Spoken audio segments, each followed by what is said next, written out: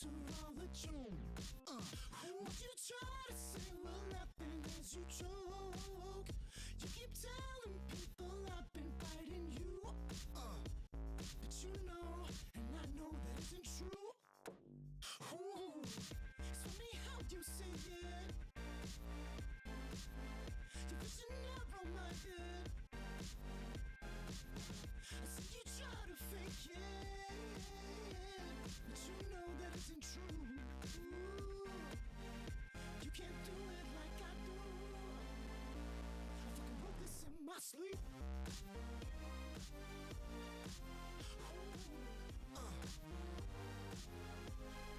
wrote this in my sleep.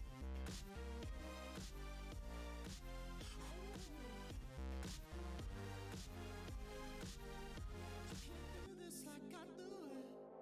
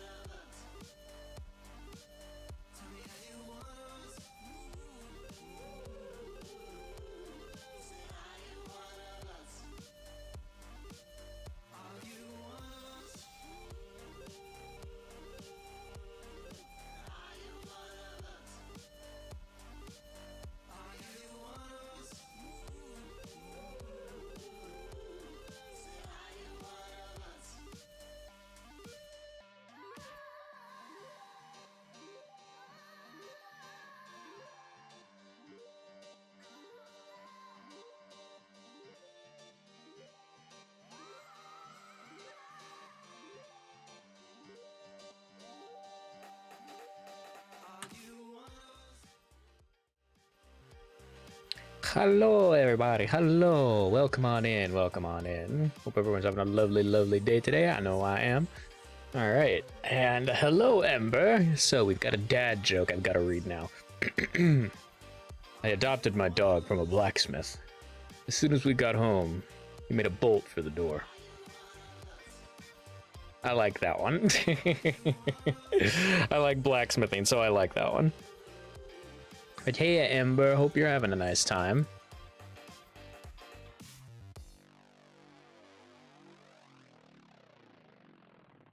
Hey, Shadow, welcome on in.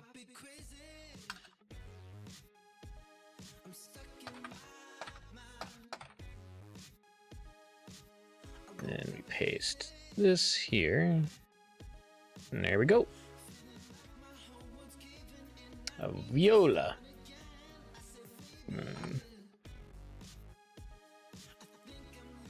Working today. Valid. I totally get that. I'm just hoping my stream doesn't decide to die. But who knows anymore? I honestly don't know what's causing the weird audio issues I've been having, so I'm gonna do my best. I'm just gonna do my best. That's all any of us can do. You know? You'll just try your best and keep doing what you love. I'm just about to cook some stew, so I'm gonna be doing that while I listen. Nah, you're good. So yeah, we are starting a new comic. Sounds good at the moment. Yeah, we're starting a new comic called, as you can see, The Poisoner's Peace. I have no idea what it's about. I completely forgot what the synopsis said, so we're just gonna find out as we read. Now, in the meantime, let's go ahead and start. We tried looking up new drivers for the motherboard. I reinstalled all my drivers. Like, I went in, updated all my drivers, double checked them all. All of them are up to date.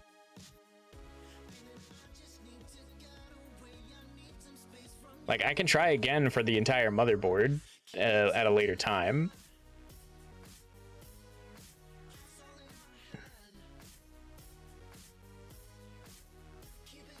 All right, so we want this one. And we grab this. There we go. Now we got the reading tunes going.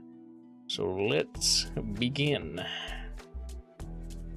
Series disclaimer. This series contains mature, dark themes. Reader discretion is advised. Chapters may be marked with content warnings. Following chapter contains none. Music recommendation. The Poisoner's Peace is usually drawn to music. Please check out the pinned tweet on my Twitter for a link to the Poisoner's Peace playlist on YouTube for corresponding chapter playlists. Make sure to put the song on loop. Ooh, that's cool. There are multiple recommendations. You will be prompted in the comic on when to play the songs should you wish to do so. Very cool. I will have to do that on my own time because that sounds like a little too much work, because I would want to be adding the music to the stream at the same time. So I would have to be like, okay, I got the music here, I've got it in my stream, and now we're gonna play it. It'd be a whole endeavor. A long time ago, there was an ordinary girl. One day, a great being descended from the sky. "Do not be afraid," it said, "for I bring unto you a prophecy." In the distant future, the prophecy stated, an evil and vile creature would appear. If left unstopped, the creature would devour the world. But the prophecy promised hope. 5 individuals were destined to stop this creature. With every piece aligned perfectly, the 5 would win their battle. But it could only be done under the command of a benevolent and beautiful queen. The prophecy was seen through. The world would be saved. When or to whom this queen would be born was unknown. All that was known was that she would be born from the purest and most loyal of souls, and that fate would bring those 2 souls together. No other pieces could get in the way of those souls meeting. But the great being's words were too much for the girl to comprehend. He wrote the prophecy like a nonsensical poem.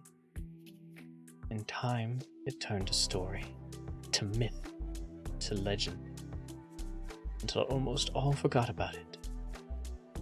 Those that didn't were waiting and watching for the pieces to align, and for any that needed to be removed. Thousands of years later, magic,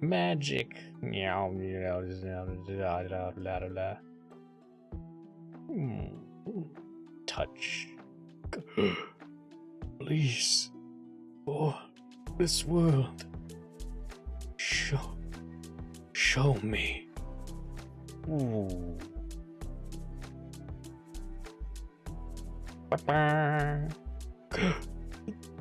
The souls, the meeting at long last. The evil creature will soon be set upon this world, but the world will be saved by the child born from those two souls. Crack. What's this? Oh no. What's happening? The future is vanishing. I don't understand. What piece is in the way? What has so greatly changed the course of the prophecy? What has... Oh no. I see. There is a piece in the way. Oh, my poor boy. My dear Tegan. I'm so sorry. Your piece must be removed. Please, forgive me, Tegan. Thanks for reading. Subscribe for more. I'm already subscribed. Follow at the Lord of Decaf on Twitter. I wouldn't recommend using Twitter, but you can follow at Book Shrug on Blue Sky and Instagram. Bonus. Oh man. A note. The full story titled The Age of Reunion is the 5 years Dungeons & Dragons campaign I ran for friends, aka the 5 people mentioned in the prophecy. While some changes have been made, this webcomic contains history and lore that led to the events in the campaign. This is where the story begins, and it all starts with the Poisoner's piece. Oh shit, this is a D&D inspired thing? Hell yeah. I am all for that shit.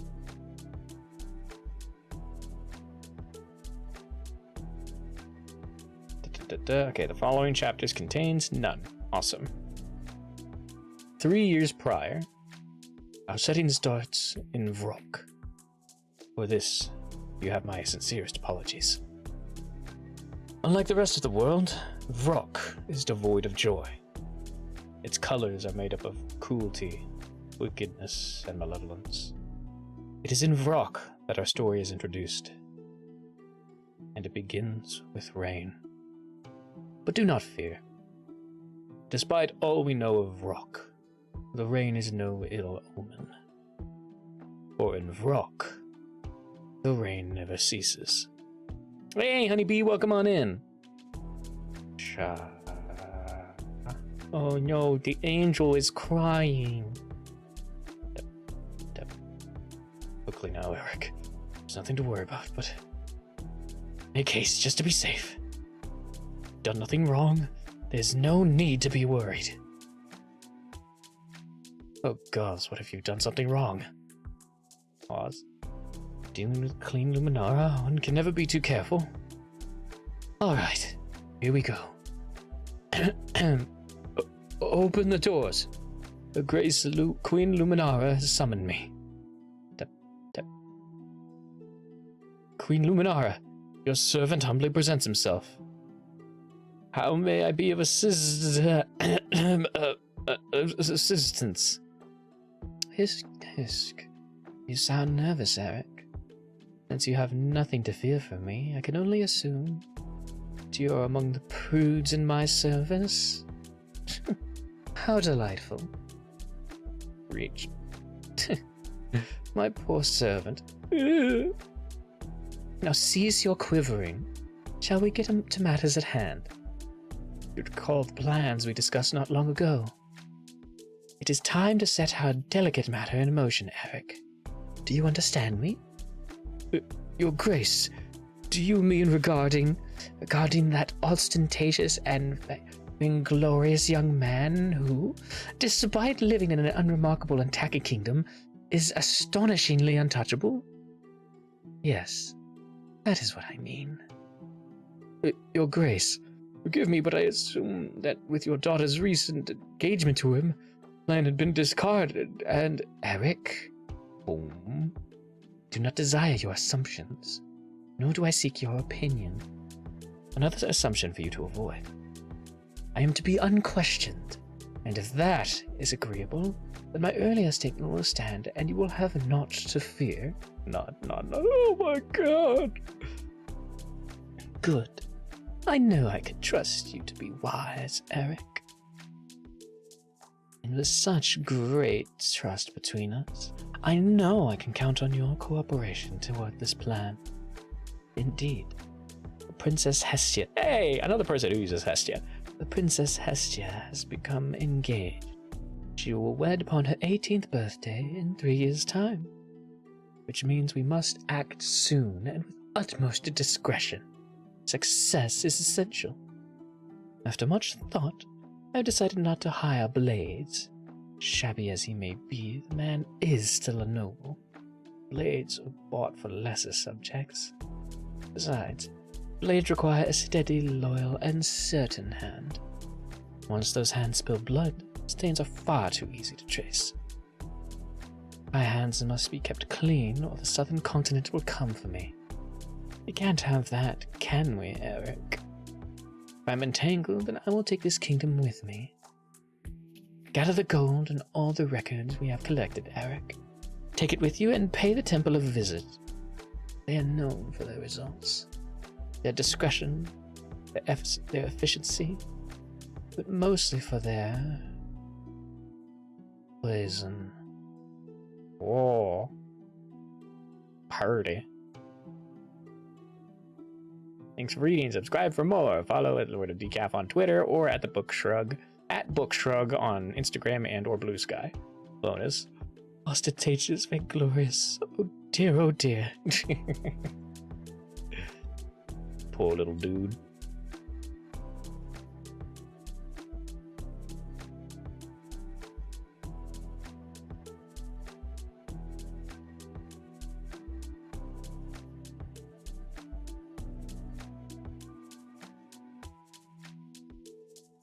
I have to sneeze, but it's stuck.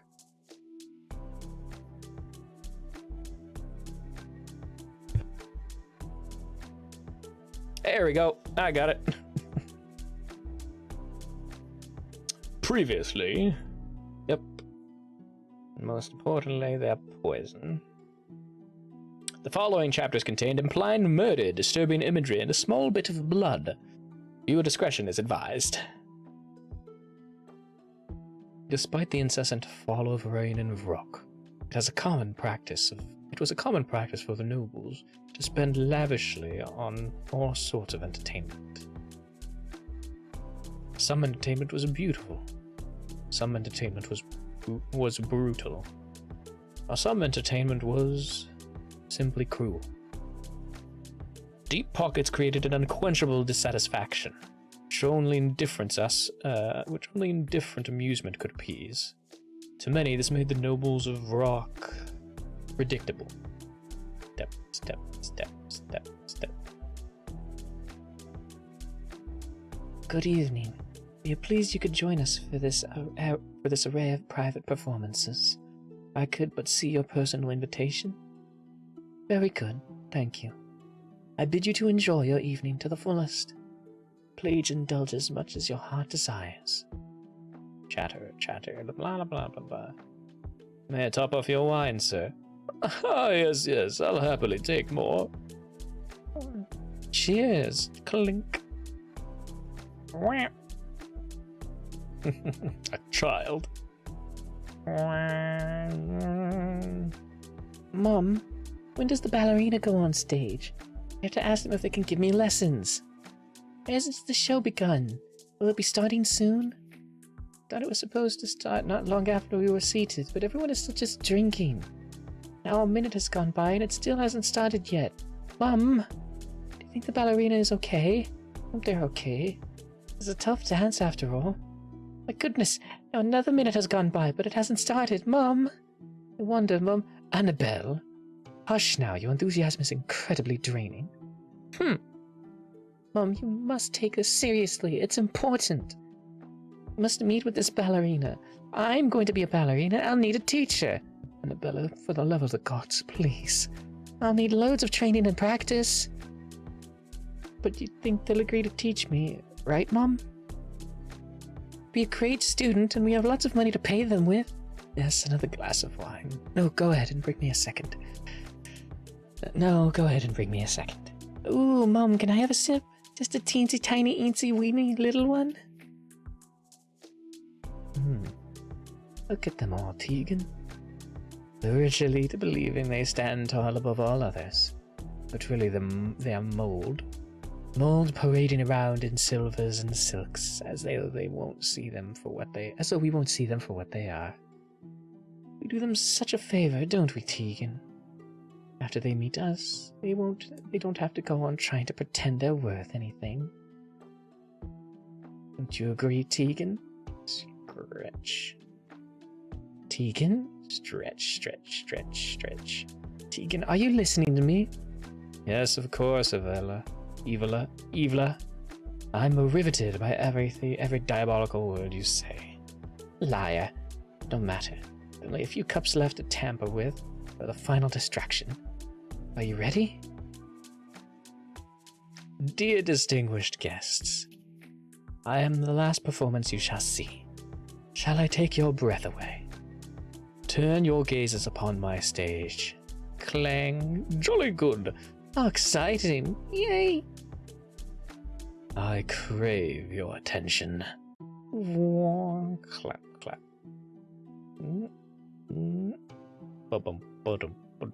Wink.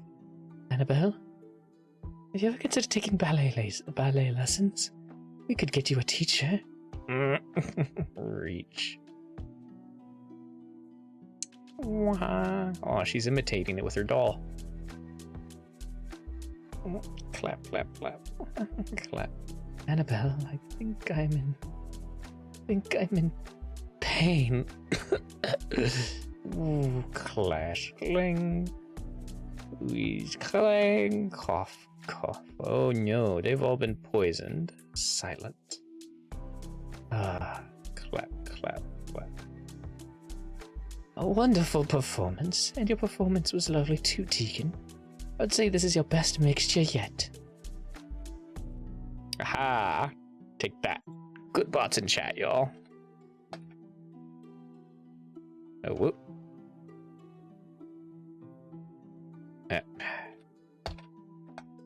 That's the one I was looking for. Say this mixture is your best mixture yet.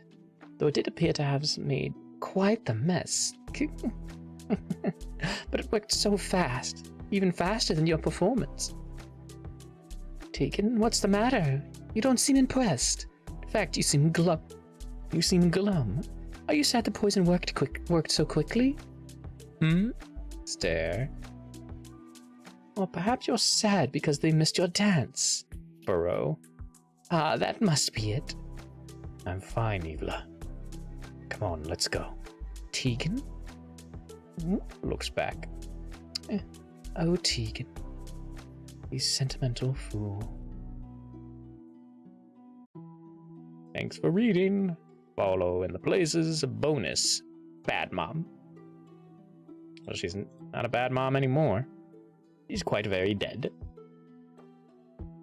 Previously, everyone died. The following contains strong language. Your discretion is advised. Hush now, friend, listen to the rain. Little cries fall against the window's pane. They are cold to touch as they topple down. Droplets shatter as they hit the ground. Hush now, friend, and open wide. For I have nectar that's so divine. sweet as berries and bold as red, the pretty droplets lead you to your bed. Hush now, friend, and give me your breath. Live like raindrops in shattered death. Cold is your heart and cold is your skin. These little cries wash away your sins. Ah, poison administered, objectives terminated, and disguises disposed of. Another successful job. The temple will be so very pleased. Come, walk me halfway back to the temple. Still don't understand why you want to go to that awful place, though, Tegan. Celebrate our victory in a tavern instead. I've never sought out celebrating Ibla. The Wicked Way is the only place that gives me what I seek. You can come with me. The offer always stands. Ugh, no. I can't stand places like that. They're too intimate. You could meet someone special within that intimacy. Stranger things have happened. Why bother? I have you, and you're special. Oh, Yvla. Sometimes your venom is so sweet. Would you sing the lullaby again while we walk, Yvla? Yes, alright. I suppose I can. Step. This is where we part ways for the rest of the night, Yvla. You're absolutely sure you don't want to come with me? Oh yes, I'm going to do what I always do. And only rest when a job is done well. I will sleep in such peace tonight. Of course. Get back safe, and I will see you before morning. Tegan? I don't like that you go to the Wicked Way, but if you must, please be careful. Man will take advantage of what you need. It will end up killing you. Oh, I am well aware. Let's have the fun, Yvla. You jest, Tegan. But you must not forget your promise to me. I don't care what kind of pain he inflicts upon you. You promised your death to me. How could I ever forget? You remind me as often as you do. Be at ease, Yvla. For you, I shall be extra vigilant. Turn. Promise me? Of course. For the nobles of Rock, choice is a plaything as guaranteed as the weather. But for others, choice is presented like a warped game of chess. These unfortunate players don't get to choose which piece they represent. Nor do they choose which side of the board they'd like to start from. They are forced to sacrifice pieces they wish to safeguard. And in order to adapt to ever-changing opponents, they must change their own strategy. Whoop. But how does one adapt to a game they never wished to play?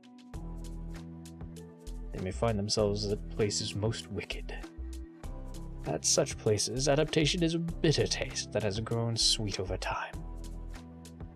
Such a flavor creates an enticing arena in which they may forget their circumstances and what they've given up in order to survive. In Rock, it is the nobles who choose how they want to play. Others must learn to live with their choices. Blah, blah, blah, blah, blah. He's trying to pick up the girl, but my dude, you're wearing the shorts. Blah, blah, blah, blah, blah, blah. Ooh. Oh la la. I may be new here, but I know a pretty face when it walks by. Who's that a treat? You know the owner of the Wicked Way? Cassius? That's his guy. Oh, well, I'm just looking. There's no harm in that. Yeah? Tell it to the guy who looked at him last. He was found chopped up in 7 pieces. Well, shucks. Oh, Cassius. So, I heard a little rumor on my way here. Did you chop someone up just for looking at me? Again? Do you care? I know I should. I want to. But I don't. Truth is, no matter what they do, some people cannot adapt, though they desperately try. And try. And try again. Good. And take off your fucking cloak and come here. Till there is nothing left but an empty board. Thanks for reading. Following the places. Bonus. Red Flag Party! Start out your month with new reads. Check out these awesome series. Children of Darkness. Ooh. Hotel Premorier. Aw. Past Blazes, Future Path. Wild Blossom. Oh, that looks cute. Honey and Cigarettes. The Burning Heart of Victoria. Casanumpa. So many new stories to read, so little time. Why must you all do this to me? Why must I be subjected to such... Oh, did my stream crash? Doesn't look like it did. No, it didn't. Aha. Thank fuck. Ooh, I just dropped by and the artwork and layouts are just gorgeous. They are, right? Like, this comic is, so far, is very, very, like, atmospheric and dark. This is probably one of the darker stories I've had a chance to read on stream, and it's really nice. Nice change of pace.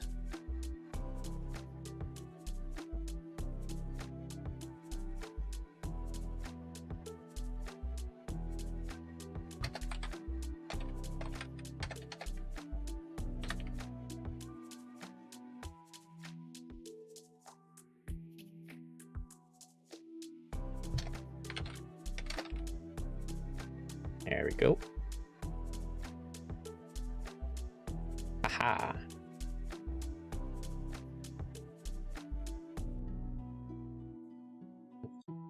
Back, there we are.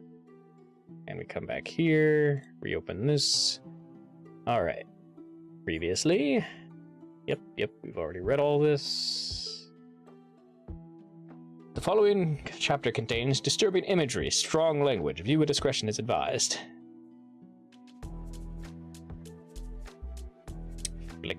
Flicker. Bite marks! That's my kink. But really, they're mold. Do them such a favor, don't we, Tegan? Don't we? Don't we? Don't we? You let me fall asleep. You're supposed to wake me if I fall asleep, Cassius. Pause. Yes, but you're not supposed to fall asleep. Regardless, how long was I out for? Yvla is expecting me before dawn. Of course you're well aware that Yvla always expects my return. Tardiness would bother her considerably, which is why you let me fall asleep, isn't it? It's a dangerous prank to play, Cassius. You don't have to go back. You could stay. I mean it. You could just stay. It's only been a few hours, but the city is already in an upward. Which means your job was successful. Each time your job is successful, you seek me out. There must be something you like. Clearly it's not the wicked way. No, I can't stand this establishment. And unless I'm mistaken, it's not the decor. The decor. No, you have terrible tastes. So if it's not the wicked way, and it's not the decor, perhaps it would not be inconceivable for me to believe that what, or rather who you like is... No, it's not you either, but you know that. Just like how you know kissing is off limits. Let's be frank, Cassius. Neither one of us actually likes the other, but we're useful to one another, so whatever this is works. Maybe I don't want it to be that way, Tegan. Maybe I want to have you on my arm, take you to extravagant places. I want to dress you in nice silks and adorn you with however many pretty baubles you want. Maybe I want everyone to look upon you and covet what is mine. Now, gold around my neck, Cassius. Collar is a collar. A beautiful one, yes, but still. Besides, while your words come so close to poetry, they're not. You don't want to love me, Cassius. You want to own me. Yes, but if you stay, I can make you feel the same. Oh gods, alright, that's enough. I'm done for tonight. I stayed too long anyway. Just about Eula, but she will come looking for me eventually. Tegan, I won't beg, but stay. If you stay, I can protect you from the temple. I know I have the means to do so. Oh good, more pretty poetry. You might have the resources to protect me from the temple. Then you become the problem, don't you, Cassius? Tegan, that's enough. We have a simple and mutual agreement between us. You want to hurt someone who won't run away from you, and well, I don't run away from you. But I did oversleep. It was a long night, so until next time, Cassius.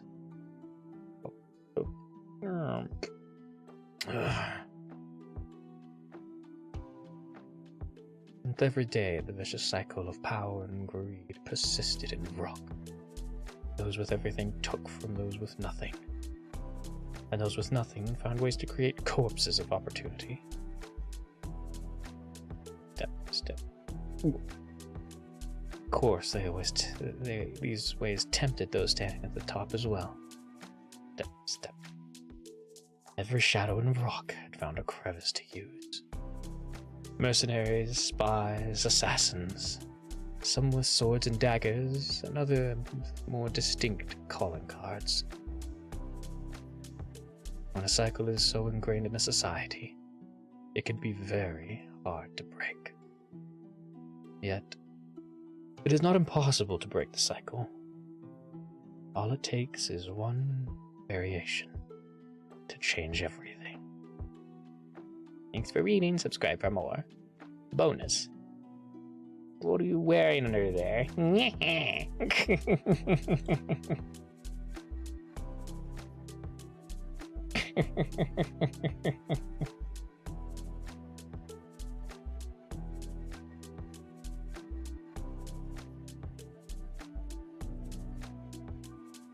There we go.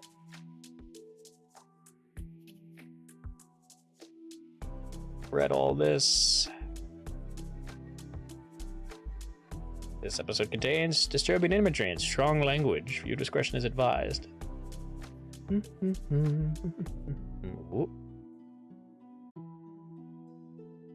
Hi, this is Book Shrug. Oh, hey!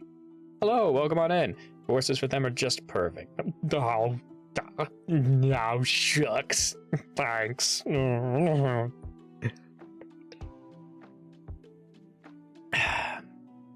But yeah, your story so far is wonderfully dark. Hum to your bed, your breath. Live like raindrops in shattered death. Cold is your heart. Little cries wash away your sins.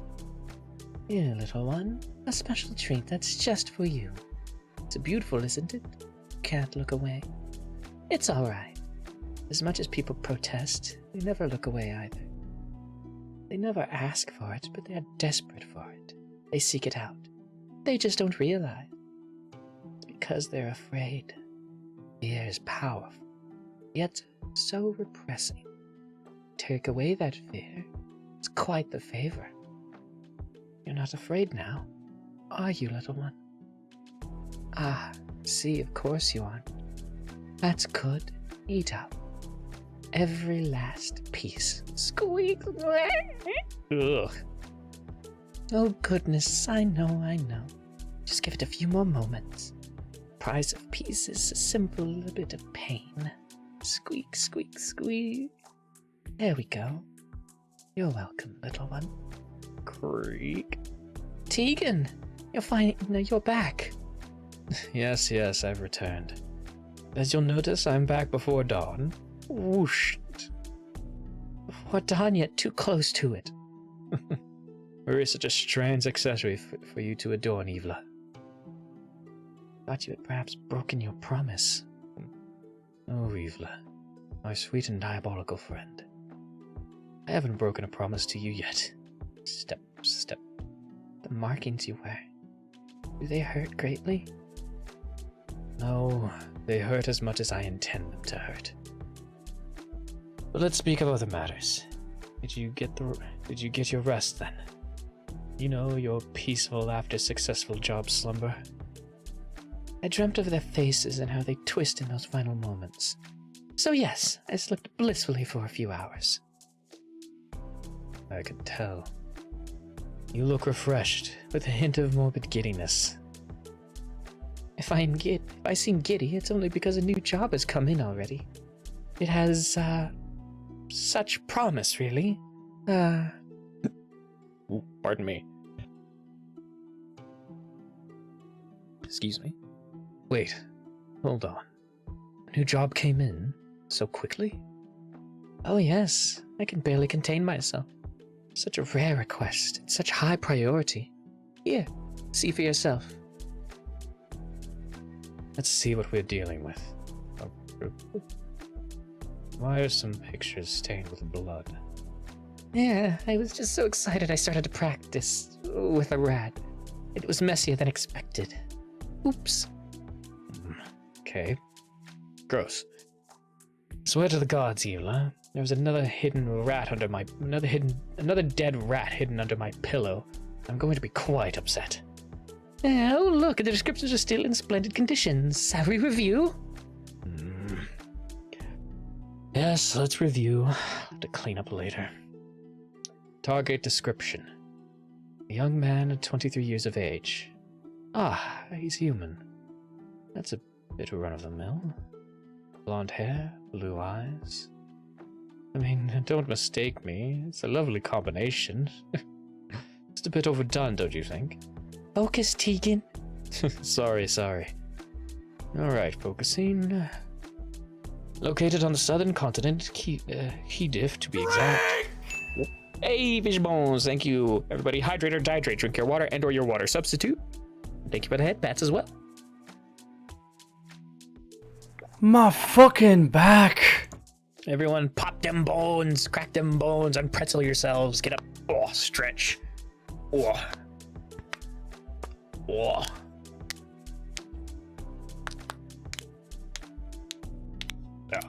Now I'm gonna stand up to do the old back popping. I haven't done a back pop in a while. Wonder how good it's gonna be today.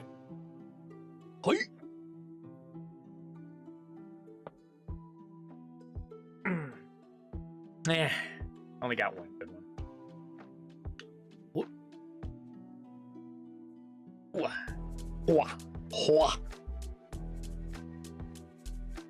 Oh, what a great chat feature. Yeah. I have a few different redeems you can do that are fun and just enjoyable. And if you, I believe, here's a few you can do. Yeah, here's a few you can do. You can do the ads. You can do exclamation point lurk to let people know to let me chat know you're lurking. You can do rogue, sneak attack, or throne. And there's also one called organization mishap where you can throw books at me.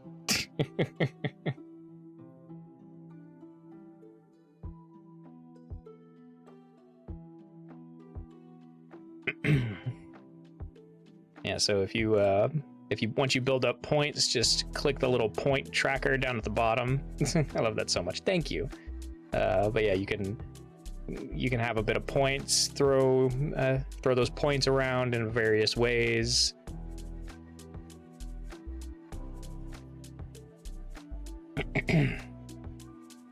Located on the southern continent, Kidif to be exact. Oh joy, this involves travel. Blech.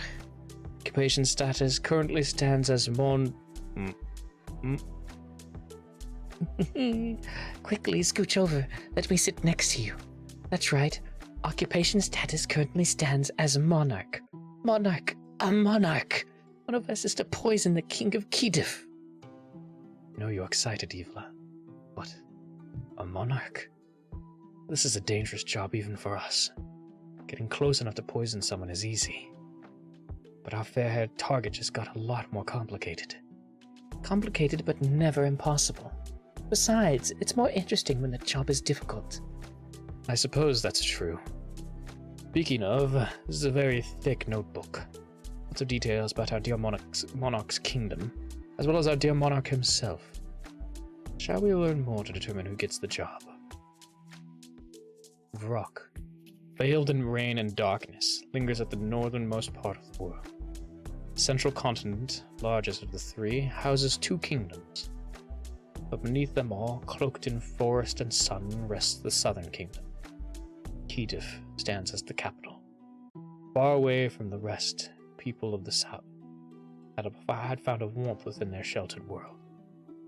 They stood by a belief that the gods valued kindness and love.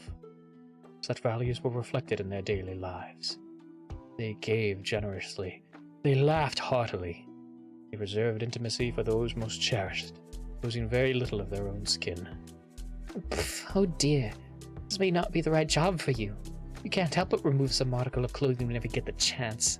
You're hilarious. I have more restraint than that. You want to keep reading, or shall you mock me more? For centuries, the Southern Kingdom has been ruled by the Longtif family. King Alistair found himself with only a son to inherit his throne. The child caused King Alistair great distress, for he was born sickly. Healers from lands both near and far could not ascertain what was wrong with the boy, and the extent of the treatments he received remained unknown to the public. His health remained in turmoil, even after King Alistair passed on. Thus, it was on the day of his father's passing, the sickly boy was proclaimed king. Common practice for monarchs of the Southern Kingdom dictates they marry at the age of 18, then quickly produce an heir, and... Well, look what we have here. Here's a riddle for you, Evla. Our king is 23 years of age, with blonde hair and blue eyes. Can't look at all that bad, but he remains unwed. The tradition dictates he should be wed and should have several heirs by now, but he's not. The note says he's engaged, true, but with the Queen of Rock's daughter, Hestia. He's the worst choice for an heiress monarch, seeing how she's 15. She can't wed for another 3 years. Monarchs can't avoid marriage. Breeding is most like a business contract. So why choose this princess? Why go to such lengths to continue avoiding marriage? Tegan, that was the worst riddle I've ever heard, and it was horrifically long. What are you trying to say? Trying to say that if you trust me and allow me to test my theory, I might get to take my clothes off after all. Bum, bum, bum. Thank you for reading. Follow in the places. Follow it maybe on Twitter, but also Bookshrug on Instagram and Blue Sky. Proofreader, Viensola. Follow her. Viensola creates. Neat. Bonus. Flea 10 out of 10. Best actor. Start off your month with new reads. Child of Darkness. Hotel Premorior. Past Blazes Future Path. Wild Blossom. Honey and Cigarettes. The Burning Heart of Victoria. The Casanumpa. My Soulmate is the Executioner. Broken Mirage. So many new stories, so little time. Previously. Skip. Following chapter contains strong language and violence. Viewer discretion is advised. The journey will be long. We've never traveled by sea before. Do you have the mixture for motion sickness, Tegan? Not to worry. I have all the mixtures with me. I have all the splendid notes we gathered too. I'm well prepared, Evla. I only worry. I know. I only worry because it's such an elaborate disguise. Elaborate, yes. Mostly it's a boring disguise. Been a dancer, courtesan. Now I'm posed as a physician. Feels almost ordinary compared to the rest. Yes, you may actually have to use your wit for once, rather than your... Oh, please. It's human nature to crave 3 things. Money, power, and sex. Whether I pose as a dancer or physician, seduction is the best weapon. I'll bat my pretty eyelashes, smile, and be done with this job before the week is done. At least the young king is already sickly. Yes, the poor dear is so desperate for help. He's calling in specialists. But he's getting me instead. He's fortunate. All his suffering will be over soon. I'll have to figure out how to deal with the obstacles standing in the way, though. Personal guard. One reported to haunt the king's every step. No matter, I'll smile especially well and seduce two birds with one glance. I admire your confidence, but I'm not sure it suits this situation. Remember, the king has known this man since he was a child.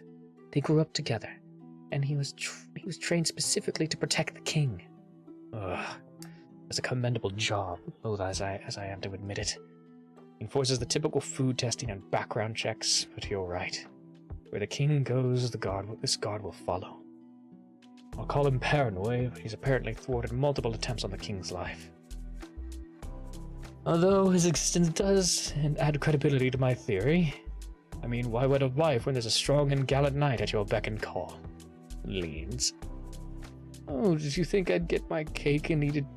Oh, do you think I'll get my cake and eat it too? Then watch said cake enjoy the frosting of another cake? And then you'll focus on the task at hand, correct?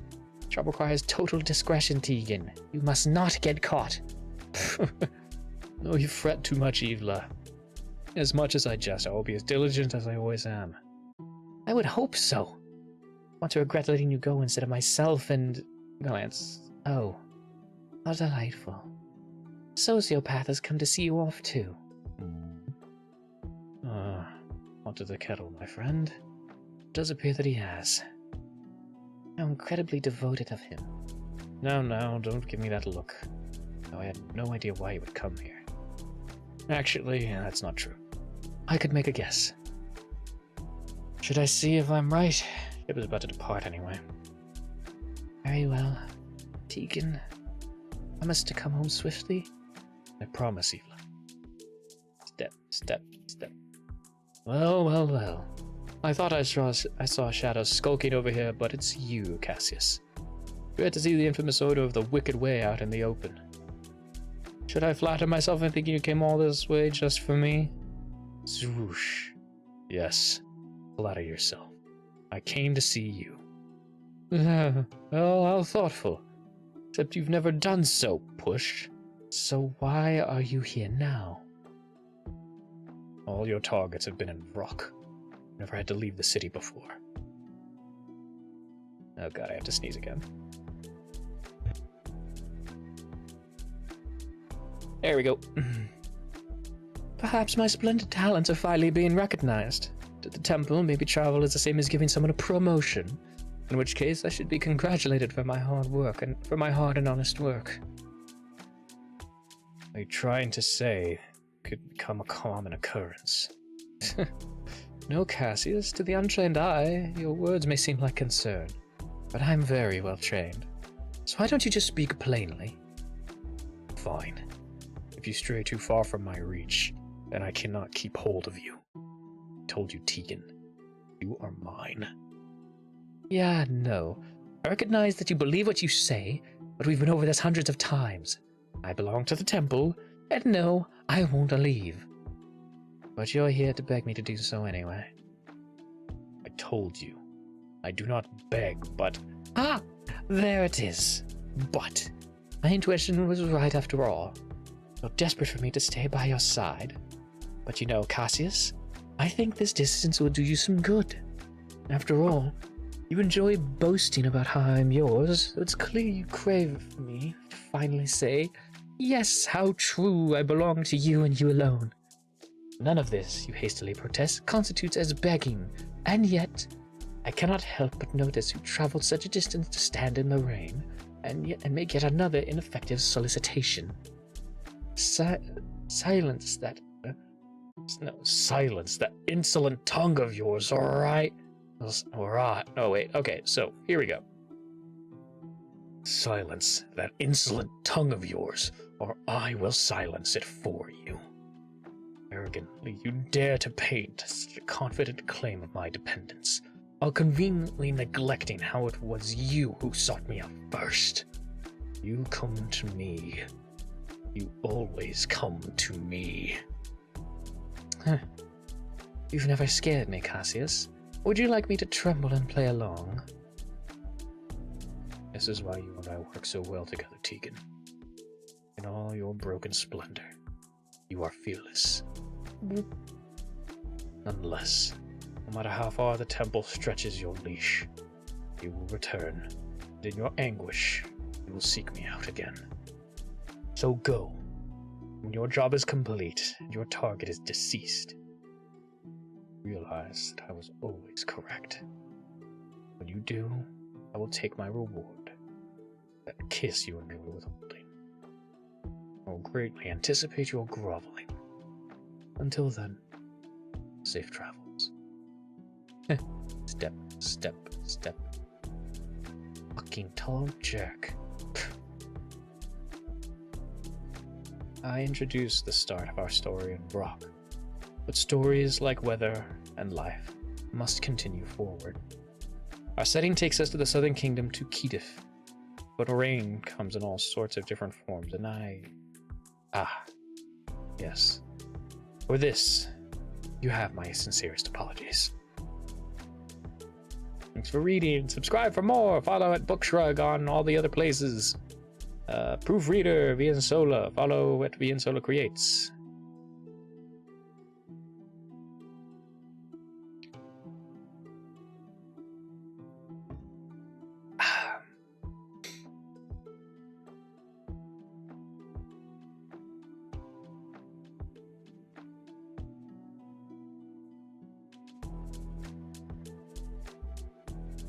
Previously. Yep. Following chapters contains no triggers. Cool. It can be alarming to realize how powerful proximity is. The rot of rock has a way of suffocating those who persist in it for too long. Those that escape breathe in a way they are unaccustomed to. They may not entirely understand or be willing to accept why it is that the air smells so clean. Why it is they feel so at ease. Yet a part of them may want to return to the toxic presence they suffered in. It is a concept rarely spoken of, but so many can understand. Please do not feel shamed for the confliction in your heart. The past is all you have known. Grub's ready! Come get some while it's still hot! About time! Woo! Is all you remember. You too, lad. Eat up. Prior experiences make kindness seem suspect. Ew. And trust becomes as fragile as a blade of grass. So good. Oh, yum yum. It's the seasoning. I like it. Lance. Why, it's poison. Just messing with you. It's rosemary, actually, from my personal garden. Oh, yes, it's a dangerous rosemary. Ah, delicious. Hey, lad, you okay over there? It may seem strange to an outsider, but 1, 2, 3. Ooh. Gentle sky can seem as frightening as thunderous clouds. Burp.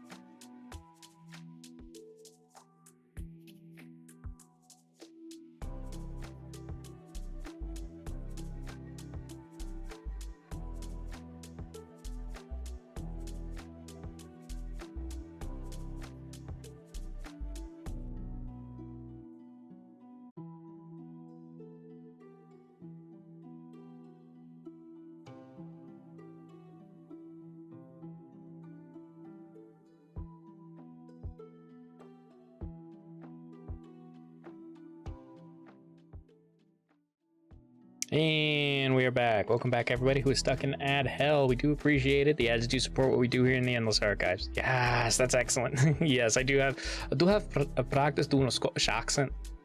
I did it for a couple of other comics. One of them, Ghost Junk Sickness. There's a very Scottish character, and it's just reading all of their lines. When it was all of their lines were like this. They were always talking like this.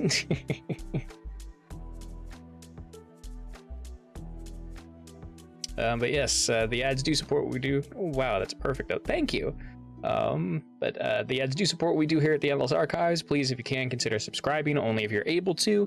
And you can also do Twitch Turbo and use your free subscription you get if you have Amazon Prime. You get 1 free subscription for Twitch a month. You don't have to give it to me. You can give it to anyone else on the platform. We appreciate it. Daddy Bezos doesn't need that money, so toss that money wherever you want. But yeah. Now, a gentle sky can seem as frightening as thunderous clouds. Why, I'm fine. Thank you for inquiring. Oh, good, then eat up. Oi, Johnny, where did you step? Whoop. Now that's just wasteful. Whatever your past experiences may have been, whatever scars they may have left behind on you, it may be a long while before you accept this new era as good. But that's perfectly alright. Give yourself the grace to fail, and all the time you may need. 1 breath at a time.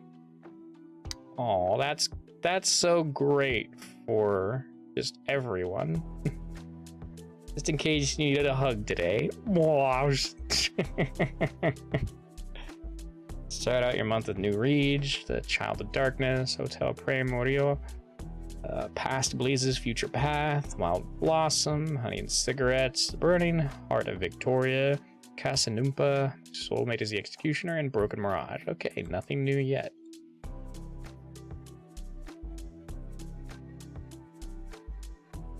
The following chapter contains strong language. Viewer discretion is advised.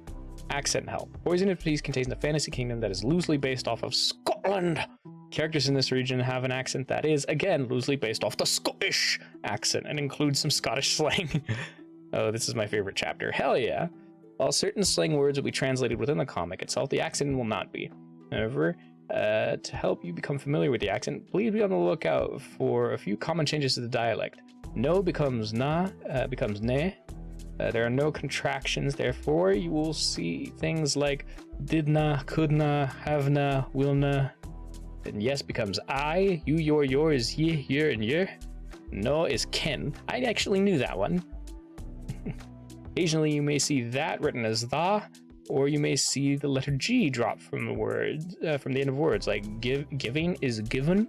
But I often forget to do this, so that's my bad. The first couple of chapters I experimented with and becoming on, as well as my becoming ma. But I dropped those. You won't see them for long. Hope this helps. Kidaf. Kidaf as at last. Can't quite say the style suits me, but I suppose it'll do. Belonging to being taken to the North Gate, so... Let's see what dangers Kidaf holds within its walls. Kidaf fashion ready. Step, step, step. Bump. Excuse you. Excuse me. I was not paying attention and did not see you there. I cannot apologize enough. You're just off the boat, aye? The city entrance is not far. You just keep going that way. Best wishes to you. Oh, and welcome to Kidaf. Oh, so nice. Step, step, pause. So, this is Kidaf. Oh, what a lovely sudden color transition. That might be up there for like one of my favorite color transitions. It's tied there for my absolute favorite one is in a comic called Between Failures. But this is up there. Hello to you, traveler. What? Me? Oh, well, hello. Hail, traveler. Have a weird welcome gift. Net charge. Oh, no, you don't. Well, thank you kindly then. Ah, fresh. Sheep! Sheep! Oh, what the fuck? Jump! Whoosh! Sheep! Oh my god, look at how derpy those sheep are. You wee fluffy clouds, come back! My apple. What? Excuse you. Hey! This rumble. Balance. Oh. Oh, and he's still stuck in his grayscale because he hasn't opened up. Oh, I love the symbolism there. Glance. Let me help you with that, lad. Yeah. North to the castle, no gate to the castle. If you're gonna get on now. Oh, shit. Oh, wait. Shit, fuck. I mean, fudge. Fuck, no, thank you for the flowers. Farewell. Even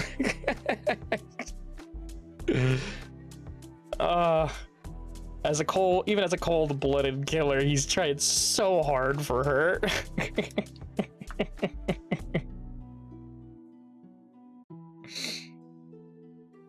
Step.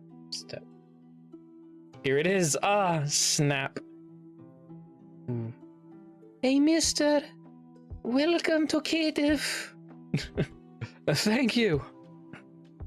Oh, look at that. That's so nice.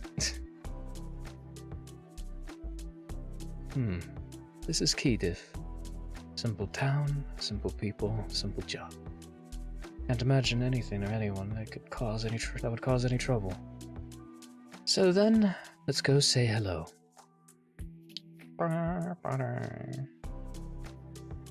Your Majesty, your guests have arrived. Are you ready? Aye, I'm ready. I suppose I cannot keep them waiting. Let's go say hello. Thanks for reading, subscribe, follow at Bookshrug in the places, or on Twitter if you still want to use Twitter. Proofreader, Viensola. Follow her at Viensola Creates. Bonus. Wait, so it's in color? Always has been. And you're just holding a banana.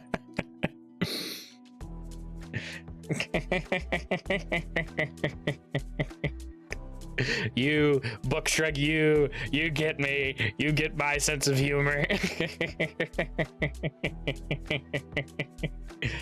Oh no. I've got to destroy the funny number. Ah, it pains me. I got you, yeah. Previously. Oh, whoop. Only son inherited, and blah blah blah blah blah blah blah blah blah blah blah blah blah. Yep, all of the Irish stuff, or the Scottish stuff. Yeah. Apologies to the Scottish people. The following chapter contains strong language. Viewer discretion is advised. I am not. Your voice for Colum is fantastic too. That's how he is in my head. Oh, is that the king? Yeah, the current king.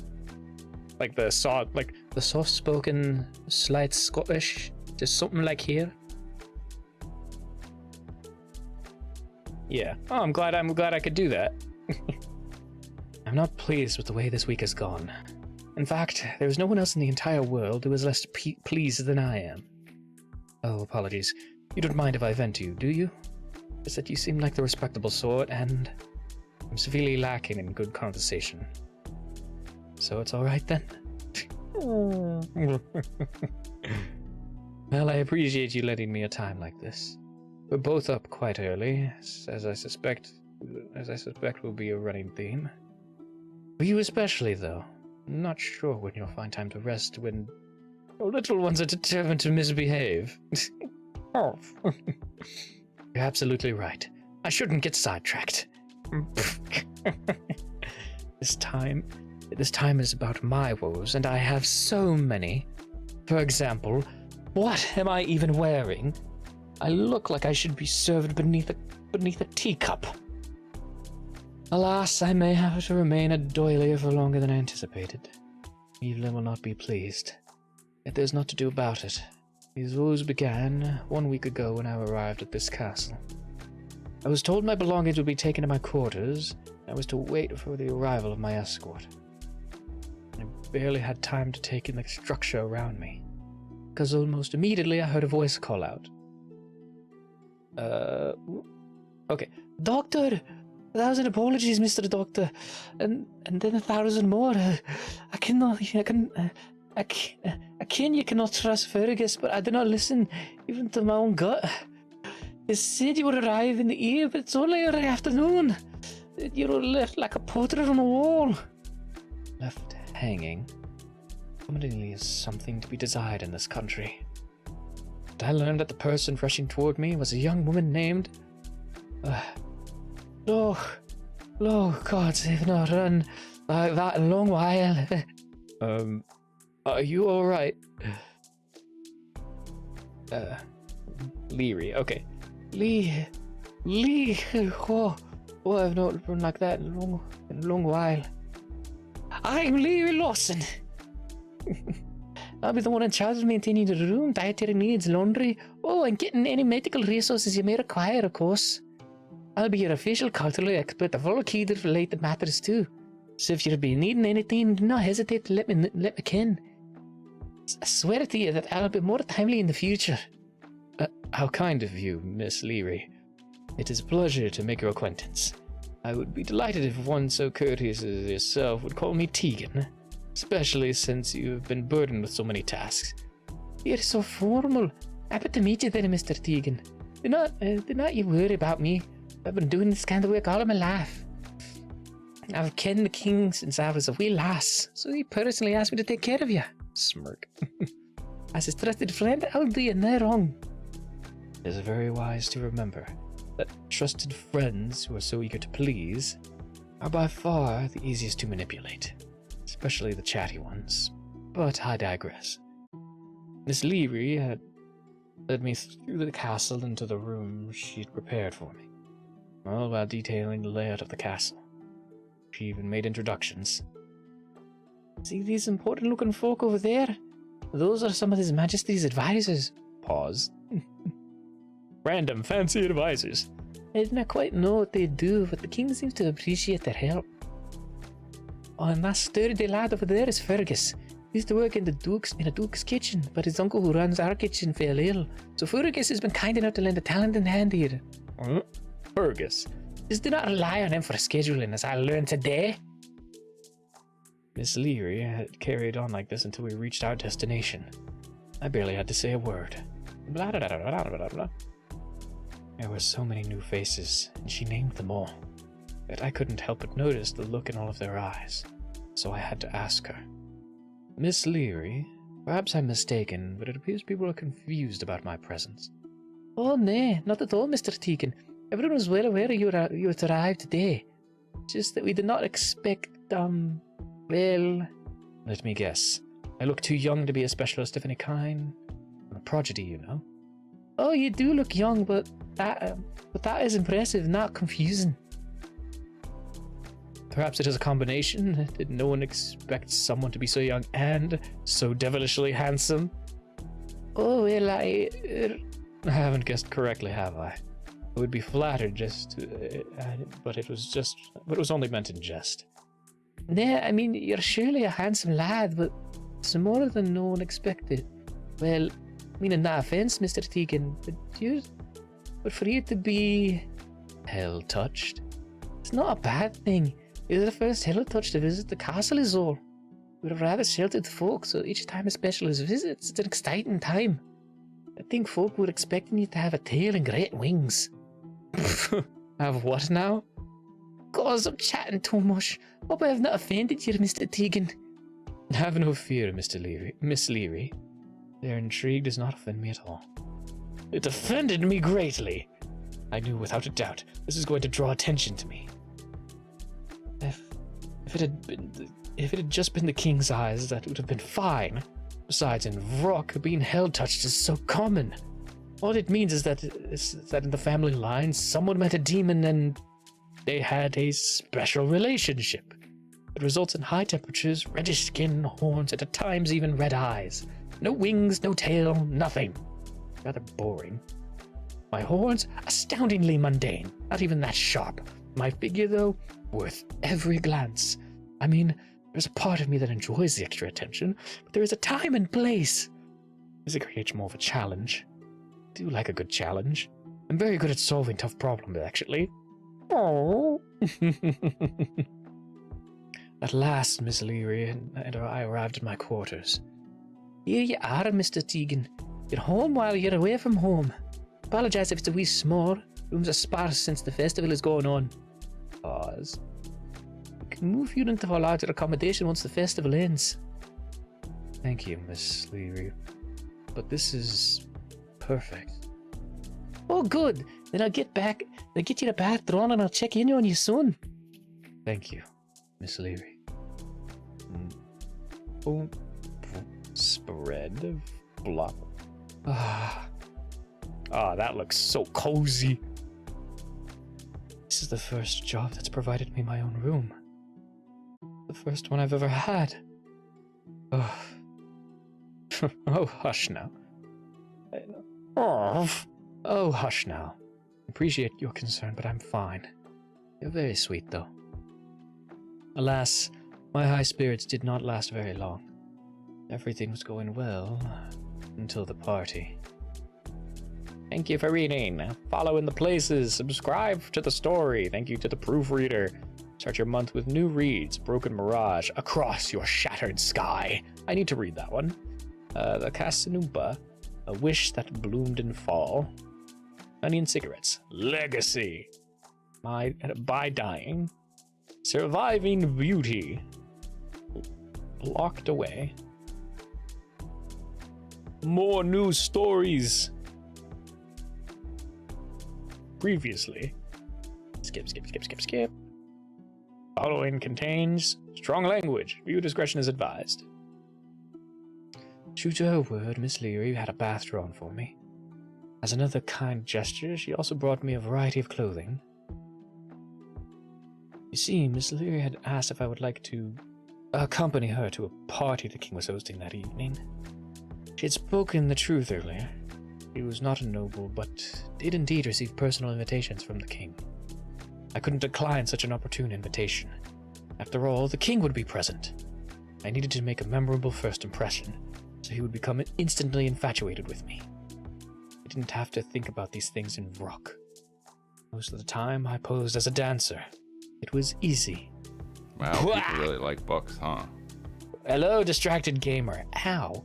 Thank you for the follow. Please enjoy your stay in the Endless Archive, if indeed you do. I hope I'm not distracting you from any important gaming. I didn't have to do these things in Vrock. Most of the time I posed as a dancer. It was easy. My costume and body made the impressions for me.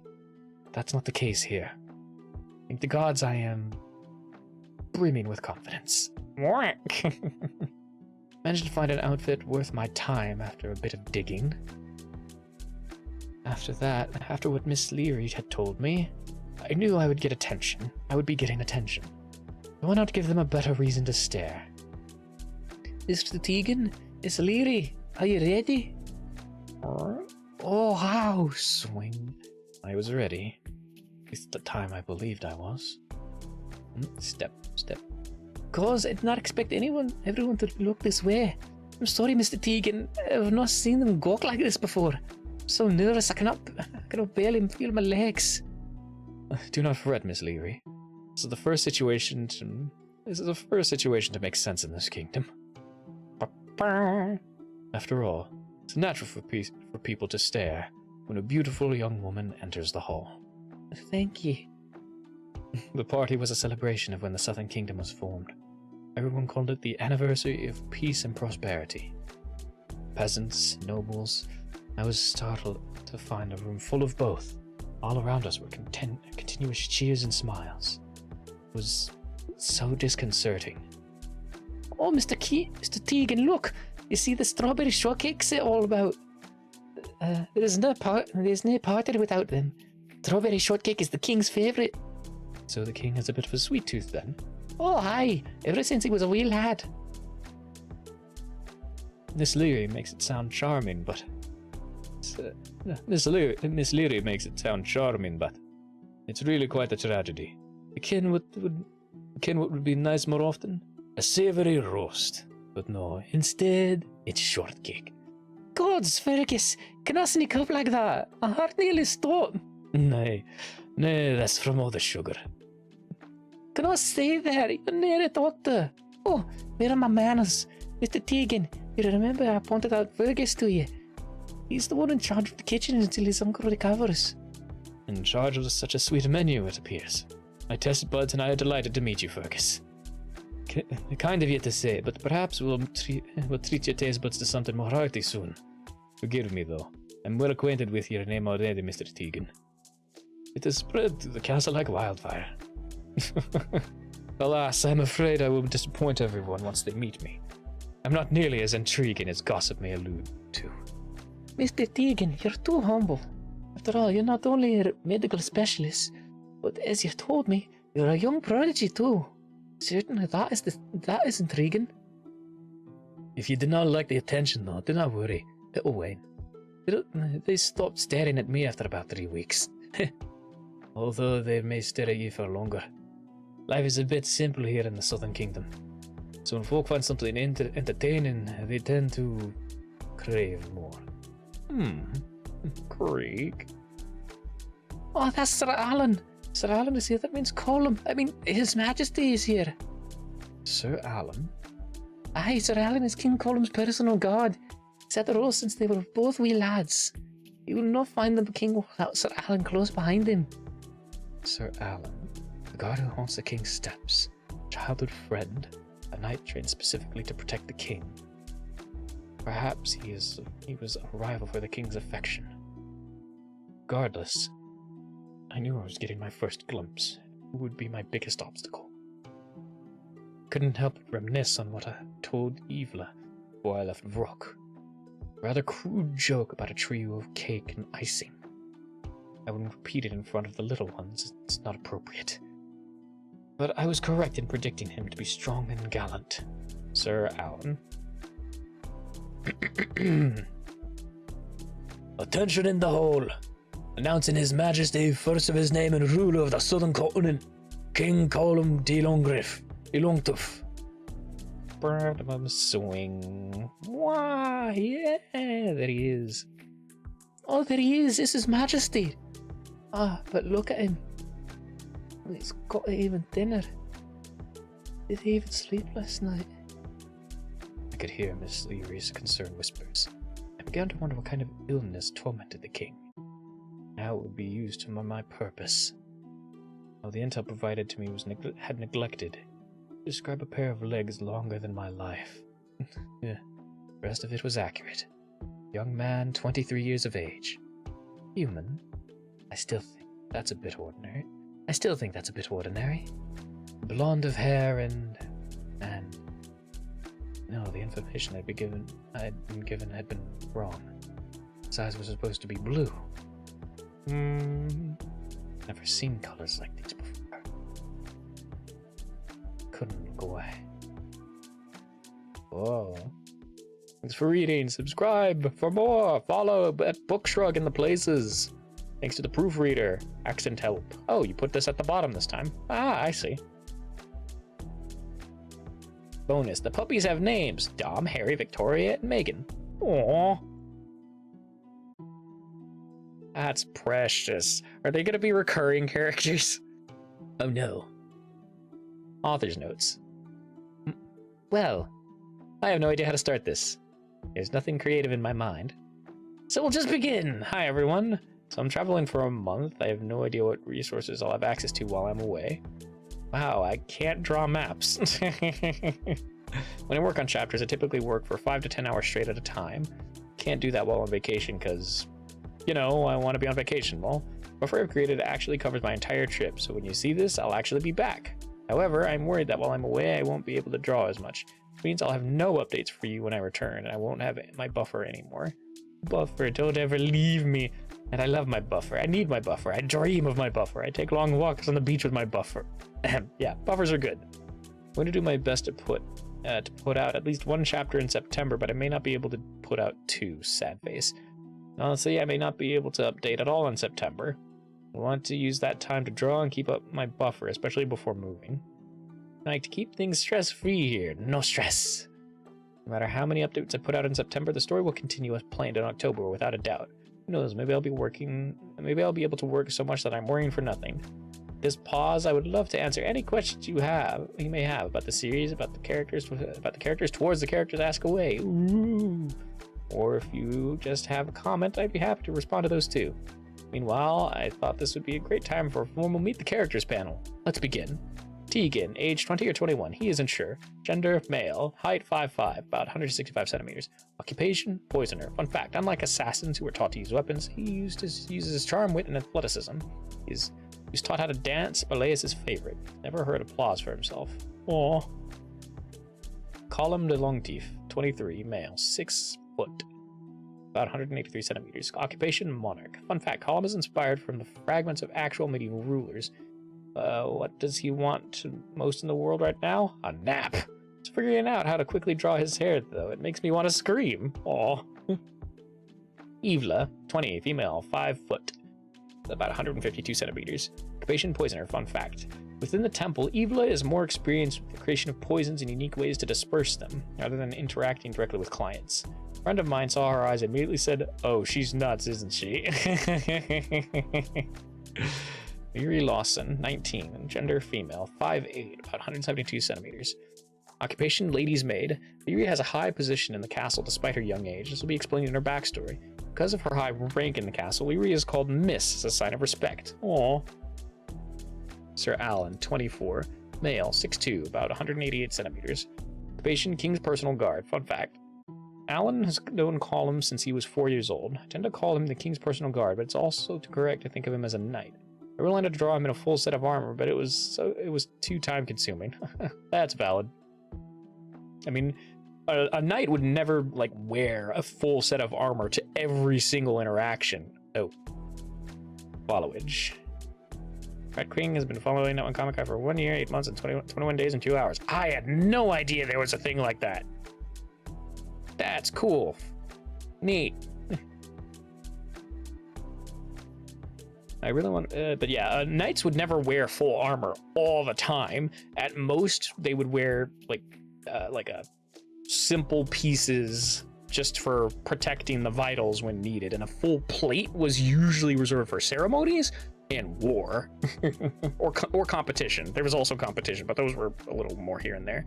I'm just randomly seeing how long I've been following people. That's valid. You're almost at the 2-year mark. 1 year, 8 months, 21 days, and 2 hours. Fergus, 25, male, 5'11", about 182 centimeters. Occupation, senior cook. He prefers to cook and feels more skilled cooking savory foods over baking sweets. Fergus oversees the kitchen. The castle does have a large staff. This is why you'll see Fergus out of the kitchen. Cassius, age 26, male, 6 foot, 183 centimeters. Occupation, brothel owner. Whoop, low. So one person followed back in 2021 and I could feel my bones creak. Why did that tag bones as something to be permitted? That's weird.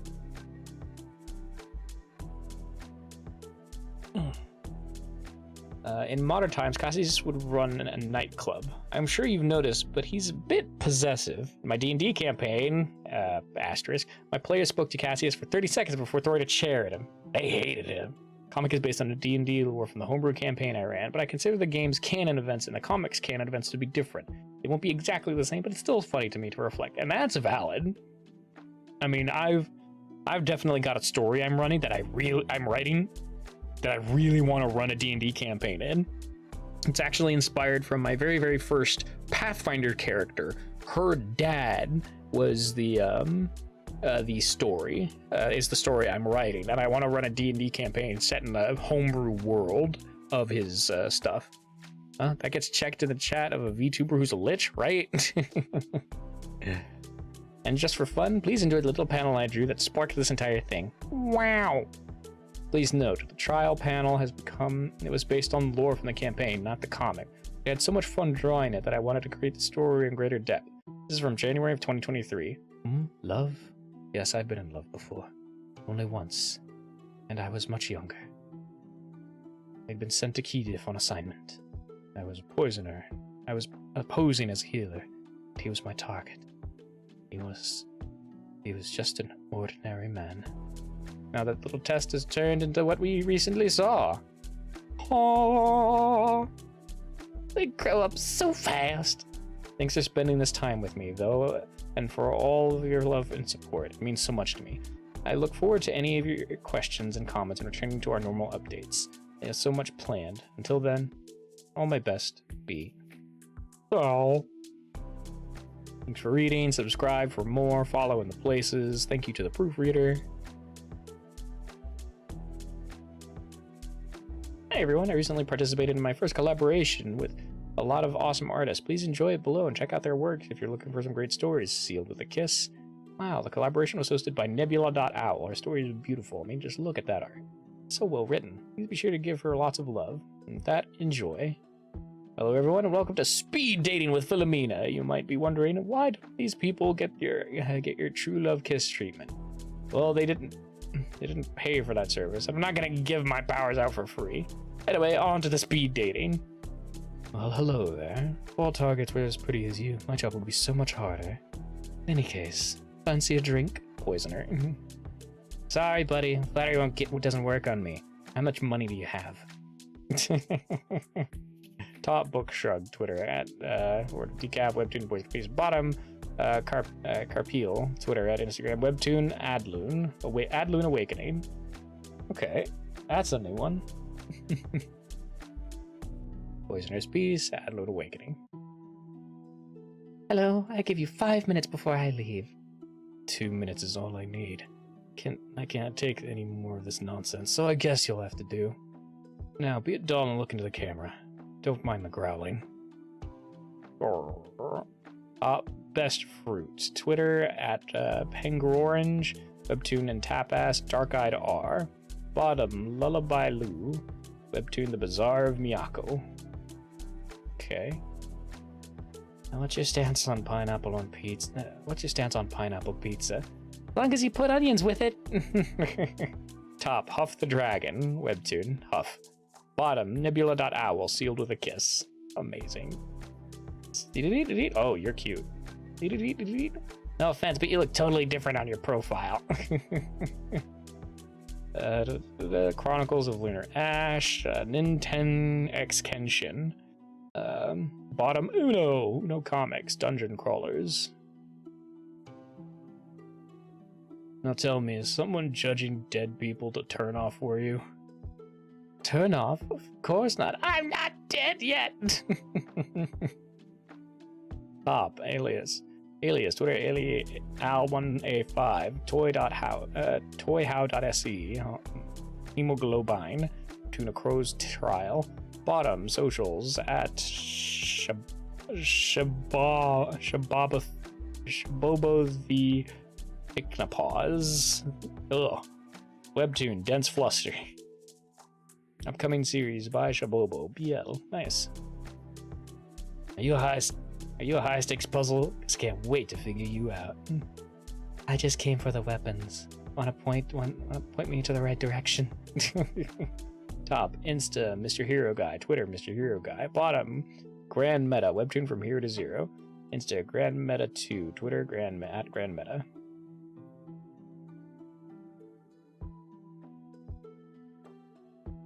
Thank you all so much for the collaboration, Nebula Owl. Thanks for reading. Thanks for the proofreading. Don't forget, there's still time to submit a question for a Q&A. If you have a question for me, a character, or just a story in general, this is the time. I look forward to reading your questions and answering them. Ooh. Oop. Chapter 11. Previously, freaking air announcing Sir Alan. He looks thinner. I couldn't look away. And the Scottish.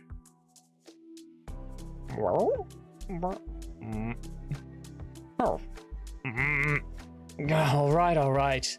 I'm well aware of how that sounded. But I was not swooning like some blushing maid. I just thought the colors were pretty. Not at all that's not the same thing at all. Ever. Got it? Besides, Miss Leary was making so much noise next to me. I don't think he actually looked my way.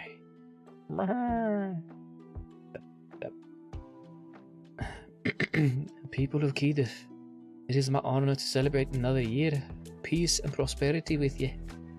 May this kingdom enjoy many more to come. But today there are only 3 tasks I require of ye. First, that you eat until your bellies burst. Second, that your feet stain the marble red by dancing until the wee hours of the evening. Third, last but certainly not least, that your hand not be kept apart from a cup, so you can drink away the pain of the first 2 asks. So cheers to Keedith and another year of peace and prosperity. To Keedith! To Keedith! To Keedith. Pause. Unfortunate. He so sickly that a mug of ale would seem daunting. No one else seemed to notice his tremors, so I thought.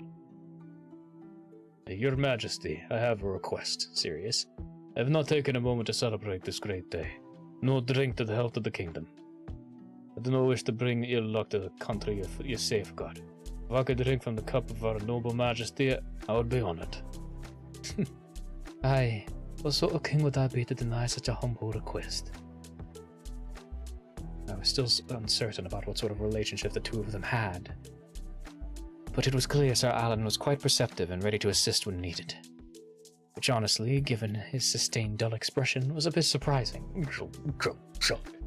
Miss Leary, Sir Alan, so many trusted friends to have in my pocket. I did wonder, though, how I could naturally meet the king during the evening. Mr. Tegan, if you'd like to come with me, I'll introduce you to the king.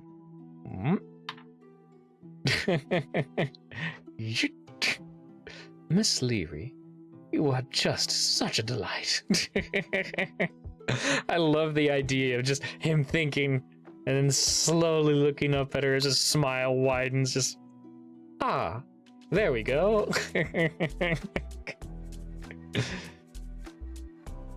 People are looking forward to your visit to Burfirth, Your Majesty. They need to see the face of their king more, I think. My daughter too, Your Majesty, would enjoy seeing your face more. Is that so? Is that so?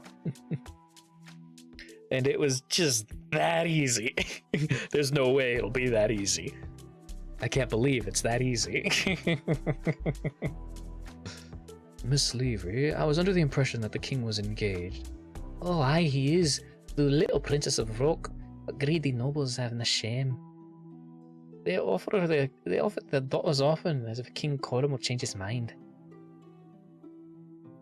He's such a sweet lass. The two of you actually have much in common. Perhaps Your Majesty would consider inviting her over to the castle and... Well... Oh, look over there. It's Miss Leary. You'll excuse me, my friends. Miss Leary, you're cut a fine figure all dressed up. You flatter me, Your Majesty. My skirt is so heavy I could anchor down a ship. Then we must keep you far from the sea. I want to introduce you to our new physician, specialist, Your Majesty. This is Mr. Tegan. Mr. Tegan, this is His Majesty King Colum de Longteeth. This was it, the moment I'd been waiting for. Your Majesty, it is my pleasure to stand here before you, and I greatly look forward to serving you however you need. I remembered the intel. Intimacy is limited in this country. It makes for desperate and pent-up individuals. But knew he'd catch the meaning of my words. Miss Leary, I'm parched. Would you mind getting me something to drink? Eats, enters, jiggles boy butt, takes all your baggy, oversized clothes, runs. How dare you? How dare you steal my clothes? Thank you for the Suns Out, Guns Out redeem, even if it was to be a part of your joke. Welcome on in, Hachi.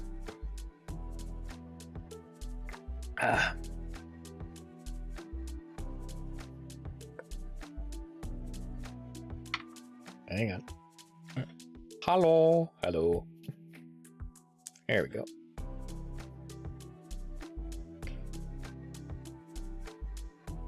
There we are.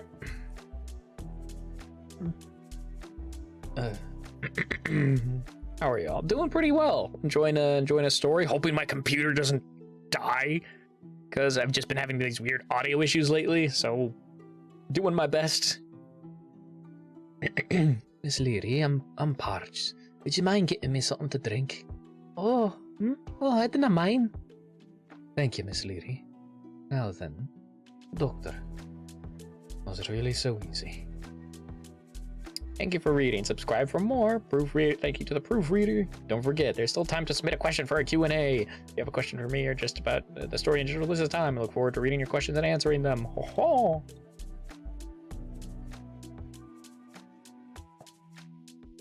Previously. Following chapter contains strong language. Viewer discretion is advised.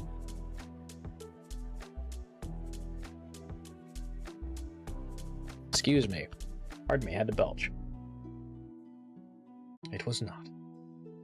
The entire castle is floating with talk about the young medicinal prodigy in our midst. Therefore, it would not be false to summarize you are also talented in small pleasantries, would it, Doctor? Why, Your Majesty, you are incredibly astute. Engaging in small pleasantries is one of my many talents, but there are countless things I am talented. Great, let's get this over with then quickly. Quickly then. Excuse me? So, was the fair for your journey? Did you find your way to the castle without any difficulties? Has the staff been kind to you? Are your quarters to your liking? Doctor? Some people play hard to get. I'm used to that. So this little test, well, it didn't deter me at all. How considerate of your Majesty, for inquiring with such diligence. The weather was mundane, leaving me plenty of time to delight in my excitement. The ease in which I found the castle only added to the anticipation. I believe the staff to be the epitome of grace until I stood in your presence. My quarters are handsome, though they are so vast that I cannot help but feel a lingering sense of loneliness when I stand within them. Perhaps we can come up with a creative solution to alleviate such a dilemma? You will get you a cat. Pardon me? To alleviate your dilemma, Doctor. Or would you prefer a bird? A hunting dog? Or would you get along better with a peacock? I would not want to assume I ken your preference, I would not want to assume I ken your preference, Doctor. I mean, my invitation could not have been more obvious. There I stood, like a delectable strawberry coated in white chocolate, and yet wouldn't take a bite. Strawberry and white chocolate? What? I know what you're thinking, though. Glance. You're thinking Tegan. What if he actually isn't attracted to you? That's such as possible, really. And the plausible answer was that he was an ignorant man. I'd just have to play along until he finally understood. Cat, bird, I'm very flexible. And please, Your Majesty, I would be honored if you would call me Tegan. And we'll see to it. But with that, we do appear to have covered all of the appropriate small pleasantries. I am parched, so I should be finding the Miss Leary, Doctor. It would be a great privilege to accompany Your Majesty, and truly, someone as exalted as yourself need not use such a formal title with me. As I said, it would be an honor if you would call me. Do enjoy the rest of the celebration. Doctor. Comes a point where you cannot simply play along. Anyway, to step things up. However, that did not go as I intended. Your Majesty, at least have a boiled egg or something. I don't want to see her eating any more shortcake. Miss Leary, it was mid-special for me this eve. Not a shortcake. Look like a thin blade of wheat blowing in the fears these days. Well, that's a wee hurtful. I do believe I fancy a bit of a dance. Oh, if you're looking for a partner, I wouldn't mind dancing with you. You fool! Dance with the cook! Do you know how set you would be if you danced with a cook? Goddamn.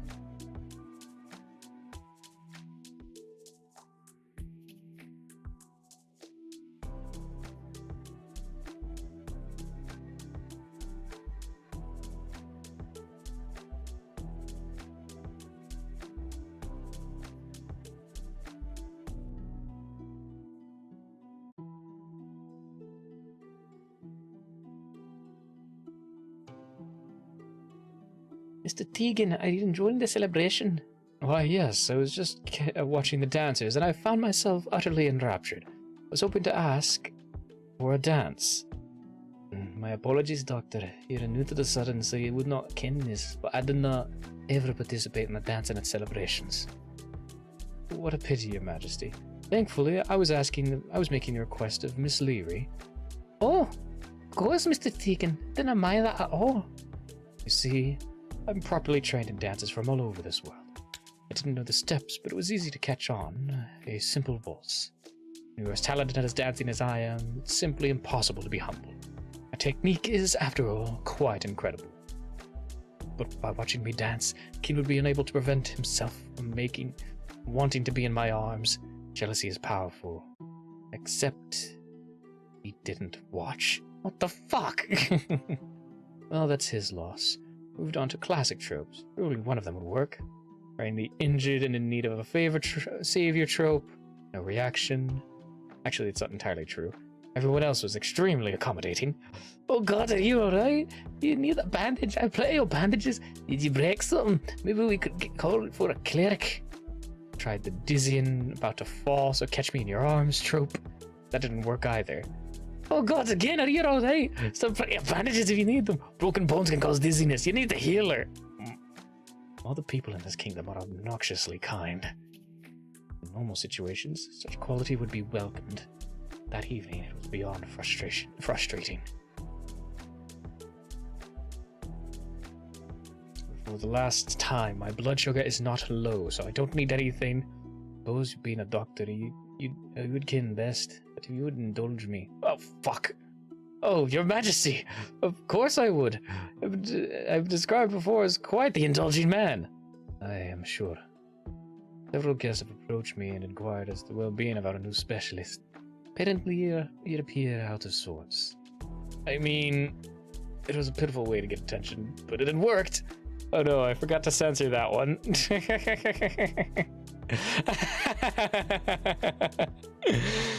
Shh, don't tell them tunes. I don't think they care at this point.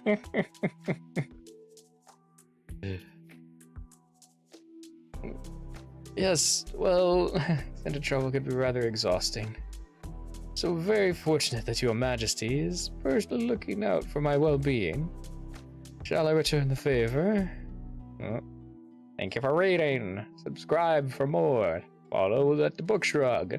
Thank you to the proofreader, Accent Help. Start out your month with new reads. Broken Mirage, Across Your Shattered Sky. Casanumpa, A Wish That Bloomed in Fall. Honey and Cigarettes, Legacy, By Dying, Surviving Beauty, Locked Away.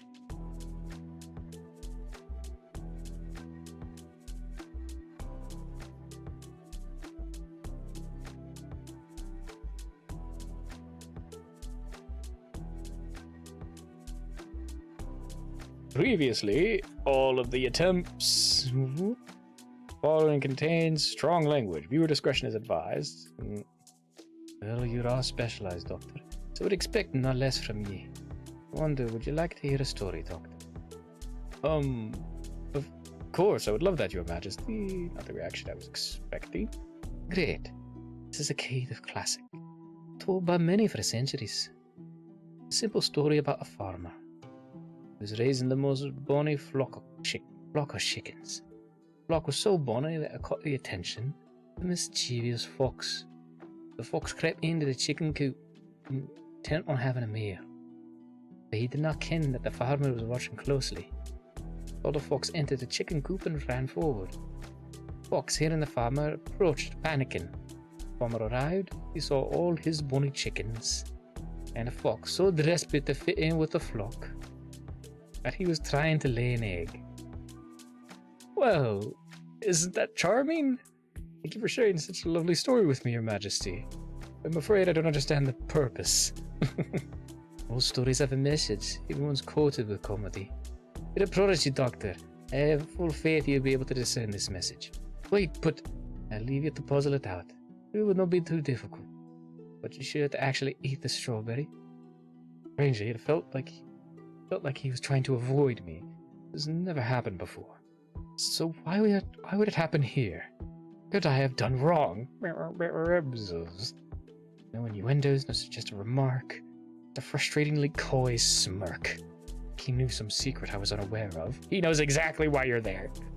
Not look ravishing enough. I happen to think you look incredible. Dude, he wants to flirt with you. You poor, focused idiot. Miss Leary, can I have a moment of your time? Ugh. Do you need a bandage? Miss Leary. Ah, Mr. Tegan, how can I help you? Is His Majesty typically so amiable, charming, approachable? The fuck you mean amiable, charming, approachable? Oh, Miss Leary, the words right out of my mouth. But I cannot help but notice that for someone so ill, it doesn't seem very enthusiastic at a specialist's presence. Ah, well, that is because the king finds medical specialists to be pointless. But it advises Pestering to keep seeking them out. So does Sir Alan. So it's not like he dislikes ye, Mr. Tegan. He just... well, he was against you being here to begin with. Oh, is that all? What a relief that is. His Majesty may hold skepticism toward my profession, but once he sees how my intention is only to help, I am sure he'll warm up to me in no time at all. You've cheered me up immensely, Miss Leary. I hate to burden you further, but perhaps I could ask one more question. I didn't mind at all, Mr. Tegan. Oh, splendid. Recently heard a story about a fox and a farmer. Mr. Tegan, I had to say this to you, and I do not know who told that to you, but that is not a classic kind of story. Classic kind of insult. I beg your pardon? The type of insult you'd say to someone who is so clearly out of place, but is also trying incredibly hard to fit in. So there's often disguised as a story so you can tell someone who thinks they're being clever, they are nothing but a fool. Realization struck me. It should have struck me sooner. This kingdom is too confusing. This man was not dense. He was not oblivious. This, for the first time in the history of my work, my target did not like me. He said, what? Thank you for reading. Subscribe for more. Yep. Proofreader. Thank you to the proofreader. You may have seen some familiar looking characters at the end of this chapter. Please check out these awesome stories by equally as awesome artists, and a shout out to them for allowing their characters to spend a moment in Keydith. Samhain, or Sowen, Tales of Sundown. Surviving Beauty, Cordelia from Surviving Beauty. And Haras from A Stick, a Stone. Thanks again. So good. The wonderful Beruma created fan art for fellow comic creators, including one for the Poisoner's Peace. Look at how precious. Please be sure to give Beruma some love. Broken Mirage, Accent Help, and Poisoner's Peace.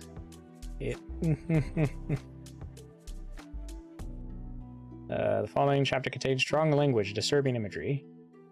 See why I'm so upset, don't you? Could have been on a boat back to the temple by now.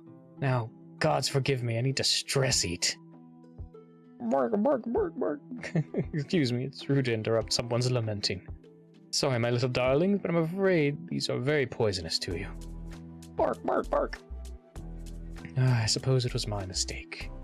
Just figured he'd feel repressed within these walls, but apparently not. Fortunately, seduction can come in many flavors. Quick, heavy, wild, slow, complex. Really, here requires seduction with depth. I believe that the worst of the night is yet to come. King stayed busy with his guests, so I made the most out of a lackluster party. By the end of the night, peasants and nobles alike were completely charmed by me. Never doubt the power or the influence of a good reputation.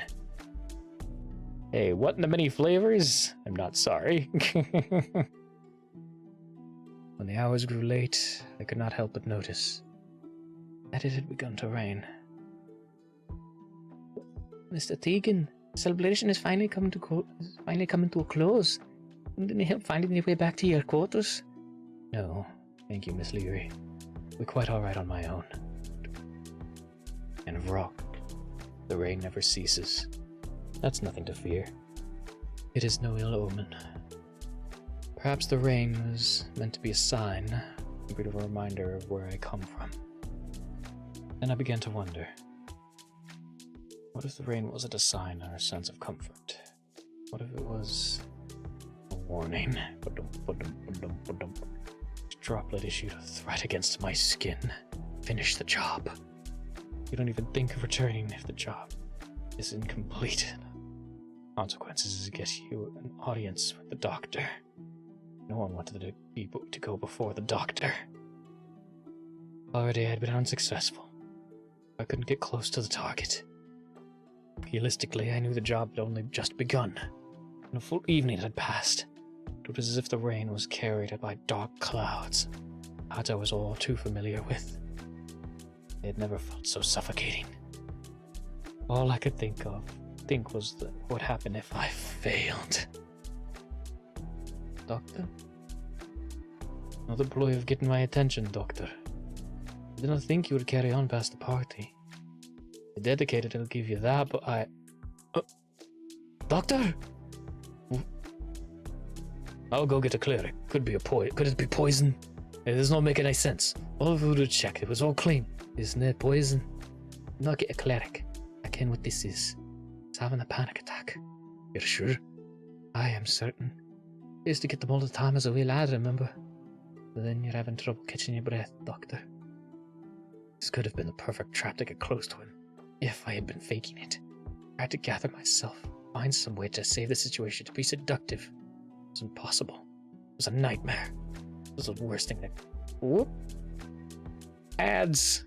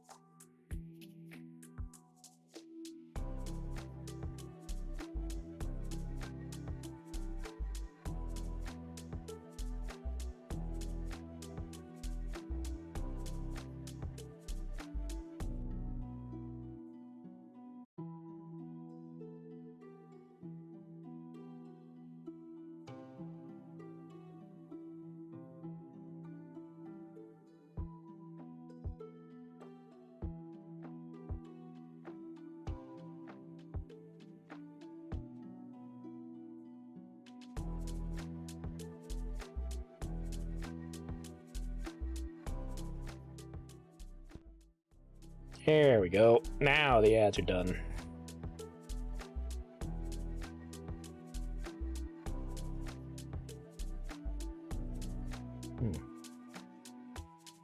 Not sure why that's not working right lately. But that's fine. Tried to gather myself and find some way to save the situation. To be seductive. It wasn't possible. It was a nightmare. This was the worst thing that could have happened. Nod. After the way he acted inside, again, this is upsetting, especially to your ego. But it's fine. Promise, I'm not judging you at all. And you're a doctor and can do it, and you can what to do right now. If you'll indulge me again, let me see your hand. That's it. Perfect, doctor. I was a wee lad, I lost my breath often. Ken the feeling well. Cold chills, a tight chest, and a heart about to sprint away. My mother had a trick though. Tell me, Colum, your heart has gotten itself. You can borrow the heart of another. Rather remember its place and work the charm. Close is like a steady drum. Once you catch the rhythm, it'll be the only thing you can. Inhale on the first beat, exhale on the fourth beat. Aye, there. Simple. Then he waited. He let me breathe and did nothing at all. He didn't say anything. He didn't even touch me. I mean, he's a king. He can do whatever he pleases with no repercussions. Plus, he apparently despises me. But he just waited until I caught my breath. Can you believe that? Despite everything, I think he actually wanted me to feel better. But what surprised me the most was that Budum. For some reason, Budum. It did feel better. Ah, goddamn.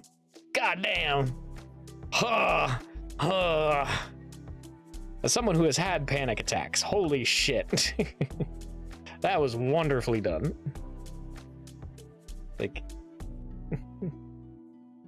Like, yes, Colum knew Tegan was being an ass and making a fool of himself, but he immediately drops all pretense and it's just like, no, we're here. Ground yourself. We are here. It was so good. You have seen some familiar looking characters during this chapter. Thank you for allowing them. Hey, finding meaning. Hey, Bo and Yuzu. Yay. Thanks again. My dress now. God, I love your little like stick figure goblin form. Start out your month with new reads, Broken Mirage, Across Your Shattered Sky, Casanumpa, Wish That Bloomed in Fall, Honey and Cigarettes, Legacy by Dying, Surviving Beauty, and Locked Away. Ironically, I cannot draw stick figures to save my life. You do a pretty decent one for all things considered. Like your little stick persona. So glad you liked that part though. It was really well done. Like, for someone who has experienced panic attacks, that is what you do. You immediately just give them a way to ground themselves. And no matter what the situation is, even if they had been doing something stupid, you just let them ground themselves and you wait and you just let them know that everything will be fine.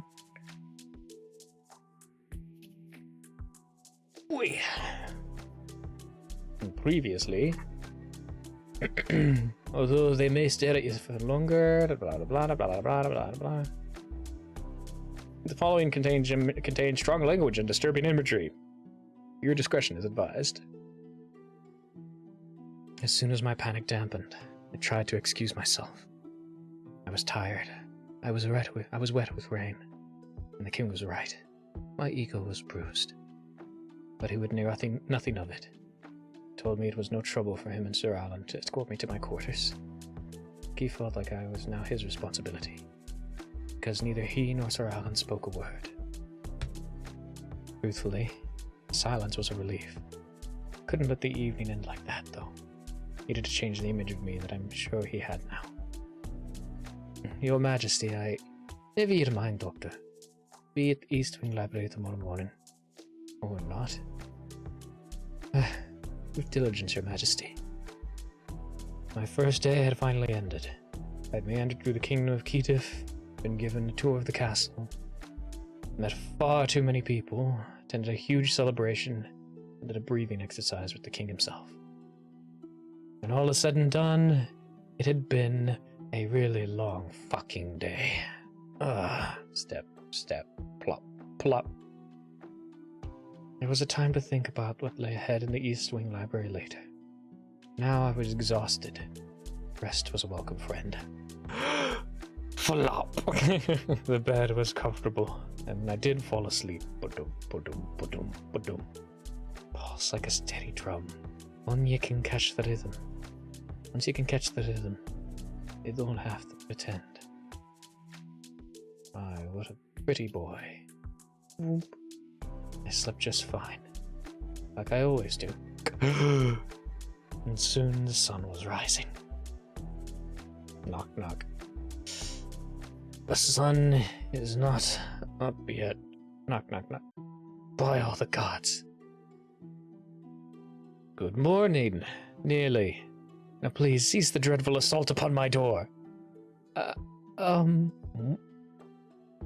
gosh, Mr. Tegan, I not ken you were disrobed. Without a stitch on peeled as a potato. I swear I saw nothing. Disrobed, peeled, no stitch on. Must offer my sincerest apologies, Miss Leary. Allow me to make myself more presentable. May I inquire as to why you're here so early? Feel free to answer while I change. I was directed to escort you to the East Wing Library in the morning. You're quite liberal with the definition of morning. There are still stars in the sky. I will, when you serve His Majesty, you begin your days when he does. So he's a bit of an early riser then? Nay, His Majesty gets only a wee bit of sleep when he's feeling better. That's a bit of a contradiction, isn't it? I suppose so, but it does make for a productive schedule. That colour suits you well, Mr. Tegan. Ah, well, you are too kind, Miss Leary. Style here is comfortable. Now then, what's this about the East Wing Library? Am I to meet the king there? Well, about that, you see, Mr. Tegan. Miss Leary, this has to be some kind of jest. Nay, I'm afraid it's not jest, Mr. Tegan. His Majesty has decided that in order to prove your skill, you must become familiar with its entire medical history. We will not see it until you've finished. Entire medical history? The large books that clearly preyed on all the smaller books. Aye, all of those. Thank goodness you're a prodigy. It should be as easy as spreading hot butter over bread. The party had taught me something about the king. He seemed to favor hiding his motives with thoughts through creative outlets. First outlets had been that story about the damn fox. This outlet clearly said, don't want anything to do with a medical specialist. Shouldn't have been surprised. A moment of kindness does not mean all is cordial. But he was underestimating me greatly. I needed to be in his presence. Nothing would deter me, and I was ready for anything. Mr. Tegan? Oh, he's just going Super Saiyan. Miss Leary, please send my thanks to the king. I was just thinking about how some light reading would be lovely. Other specialists were offended by King Colum's intricacies.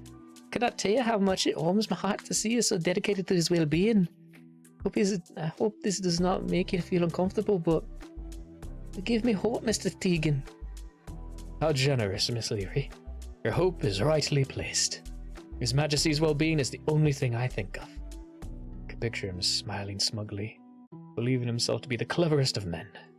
I'm sure he thought I would be stuck in that library for weeks. It took me 4 days. Thank you for reading. Subscribe for more. Thank you to the proofreader. The wonderful Snow Owl created fan art for the Poisoner's Piece. Here's Tegan. That's up staring at it. Beautiful. Please be sure to give Snow Owl some love. It's locked away. Very cool. Collab Carnival. Lights collab. I remember this one. Stray Memory. Double the Soul. Oh, hey, yeah. Flabbergast. Guardian Wings Volume 2. Poisoner's Peace. The Uncapped Legion. Colony Life. White Claw. Arendia non Densetsu. Eternal Shadow Lost Souls. Autumn Memories. Cross Your Shattered Sky. Now, A Stick, a Stone. Demon Council Air. Minoke. Laterra. Starfish Lovers. Hey. Shadows from the Dragonfly. So many wonderful comics. Hi everyone, I know we're all ready for the story to continue on. Poor Tegan, lol. But I really appreciate your understanding while I move. It's been a big thing, going from the US all the way to the UK. I've sent some wonderful questions though. You enjoy this little Q&A while I keep working on chapters and settling into my new home. So let's get started. Question 1. Evelyn, you've worked with Tegan for a long time. You ever had to be present while he was getting someone's guard down? You ever needed to stuff cotton wool in your ears, try and sleep when he's gonna get information at 3 in the morning? Oh my, such intimate questions about the nature of our work. Can only imagine why you would wonder such things. Sadly for you, I am not permitted to interact directly with our targets nor be close to them. Apparently, my excitement to watch the effects of our poisons can alarm people. I can tell you that Tegan never brings his work back to the temple, where we live and sleep, and he never gets information. He's simply a tool for execution, nothing more. Question 2. I have 2 questions for Tegan. Are your horns sharp? Can you use them to stab? I mean, for self-defense. If so, have you considered stabbing Cassius with them? And how did you meet the therapist mom figure dog and her puppies? My horns sharp. It's a bit dull, truthfully. Maintain them, but... Don't maintain them, but use them for...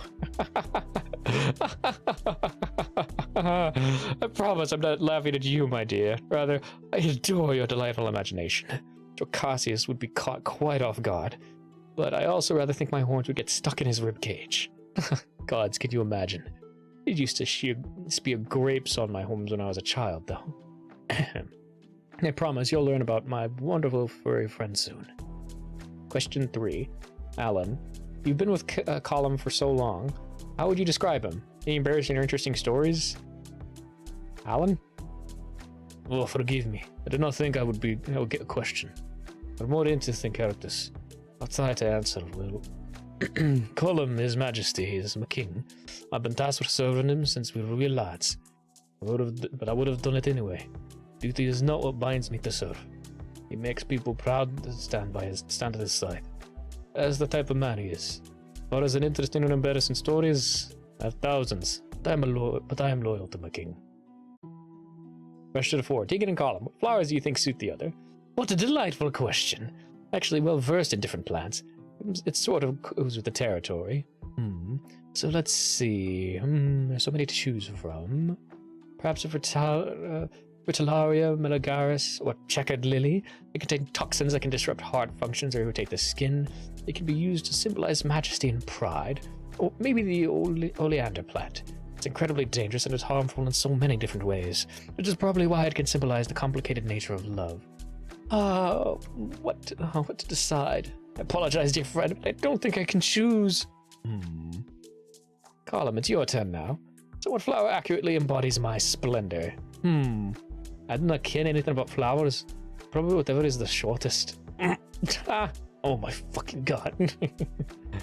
Question 5. Tegan, what other dances do you like besides ballet? I'll give you applause. Well, I'm trained in all manners of dances from around the kingdoms, particularly fond of those that allow me to do flips and tricks. I just think they're fun. Truthfully, I think my real answer may sound strange. Dancing is used to my particular line of work, so I prefer any kind as long as it was my choice to dance. That's when it makes me happy. And applause for me? I'm so flattered. I'll make sure it's well earned.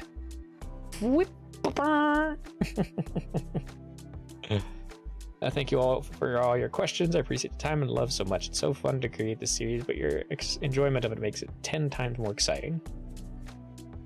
Some questions you can expect to be answered in the series. How do you become a poisoner for the temple? How did Tegan and Evelyn meet? How did Tegan and Cassius meet? What is the king's illness? What does the prophecy have to do with any of this?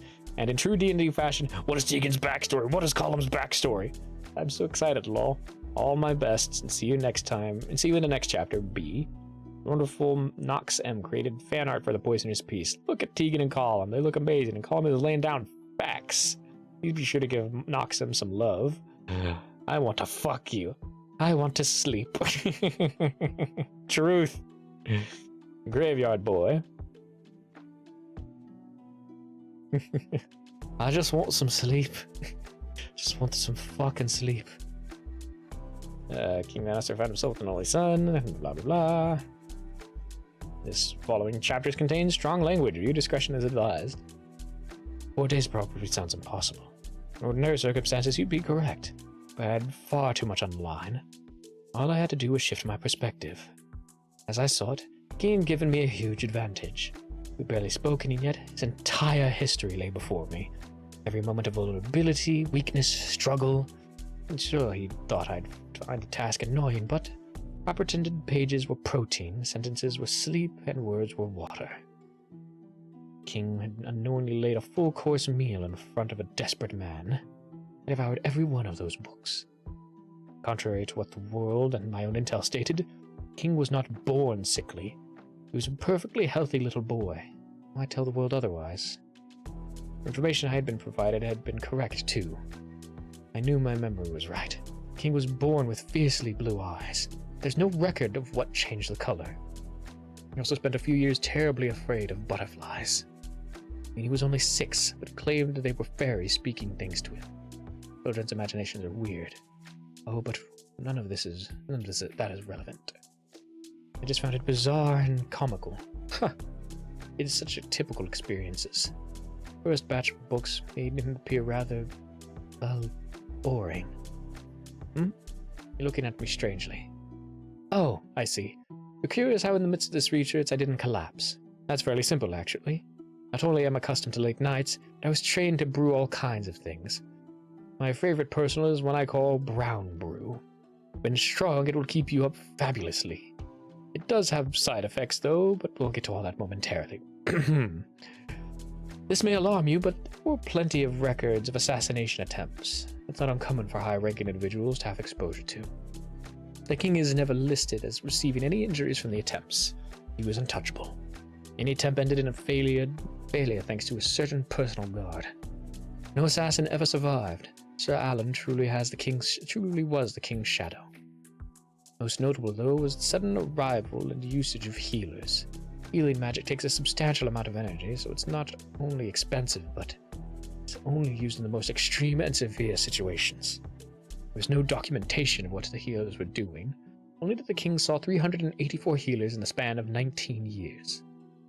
I was genuinely perplexed. Just by looking at him, it was clear he needed a nap and nutrients, what most people do.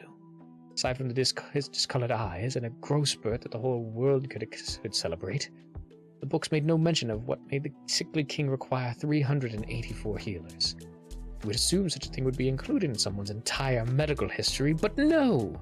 Nothing works the way I expect in this goddamn kingdom. So why am I surprised? I only stopped reading when I changed clothes or nibbled on whatever Miss Leary brought me. 4 days passed quickly, mostly thanks to the brown brew. Do you remember what I mentioned, Do you remember that I mentioned brown brew can have side effects? Whoop! Accidentally tossed my fidget, sorry. I'm fiddling with my fidget. Do you remember that I mentioned brown brew can have side effects? I will confess, I'm the only one to blame for my actions, myself and my ego. See, in moderation, brown brew can increase your energy and ability to concentrate.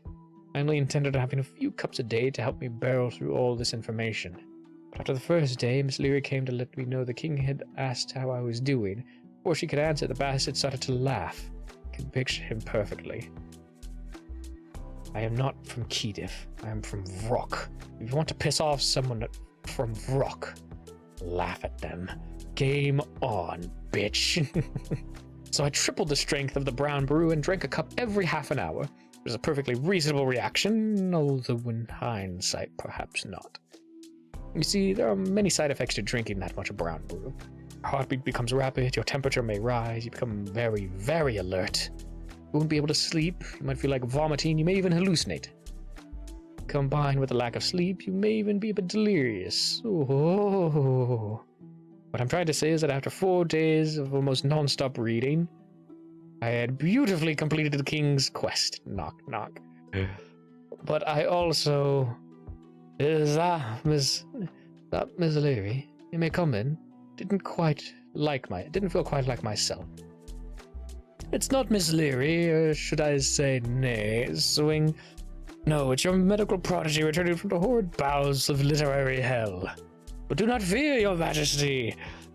I did battle with many a precarious page and walked away with mere paper cuts. I did not sleep for fear that my foe would overwhelm me, but I am a worthy opponent. No, now I am graced with so much knowledge. In fact, probably know you better than you know yourself. Ask me anything, and what's this? So many people. Do you have impossible tasks too? So give them to me. Success. Just add. I'm no longer prodigy. I am a god. Wow. You broke the doctor, Your Majesty.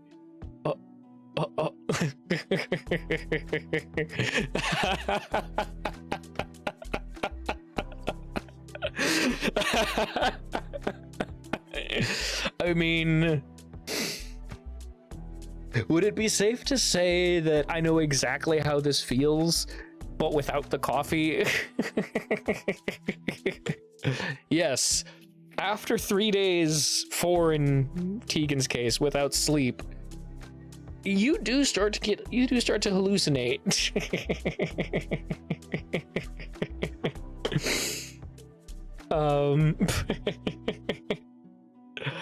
Oh god.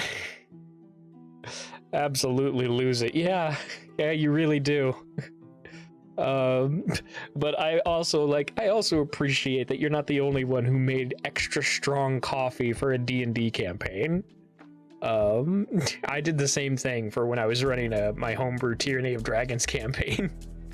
I made coffee so strong that it could keep you awake and get rid of a point of exhaustion. But at the downside, it would give you, you would slowly ramp up the exhaustion.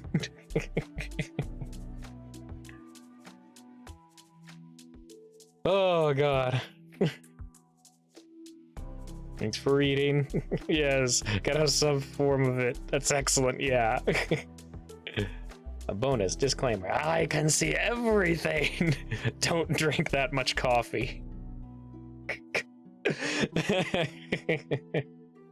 Participate in a really fun Secret Santa exchange hosted by a lovely collab carnival. I was surprised with a beautiful gift by Nicole Kratz, creator of Broken Beats. Oh, Broken Beats, I know that one.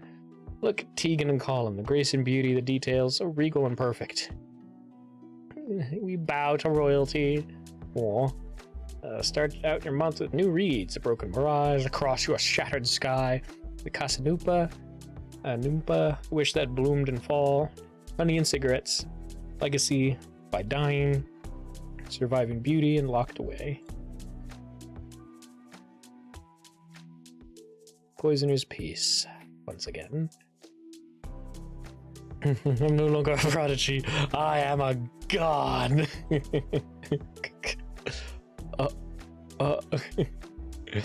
The following contains strong language. Your discretion is advised. Is that the doctor from a few days ago? Gods above. Oh, goodness. Absolutely marvelous. What do you do when the doctor needs a doctor?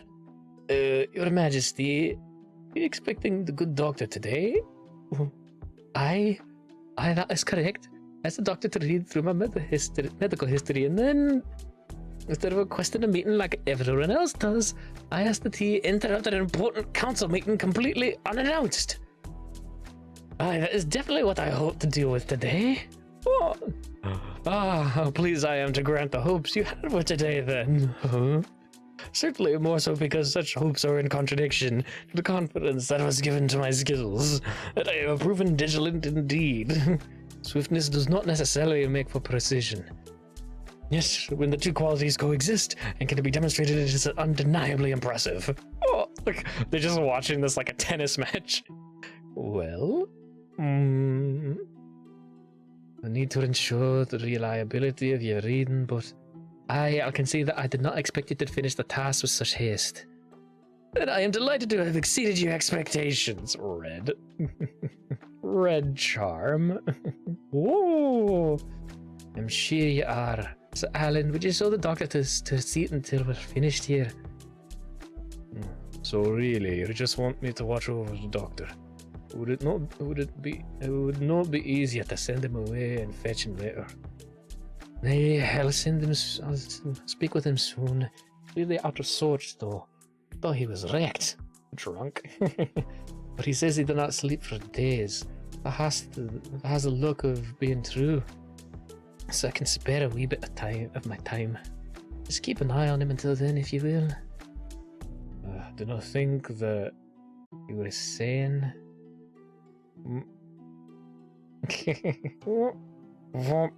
You were saying? I'll keep an eye on him. Step, step, step, step. Ah, Sir Alan, the sullen shadow who haunted the king's steps. Quite the menacing figure. Figure that came toward me in a gruff and low voice told me to sit, Doctor. His Majesty will be with you when he is done.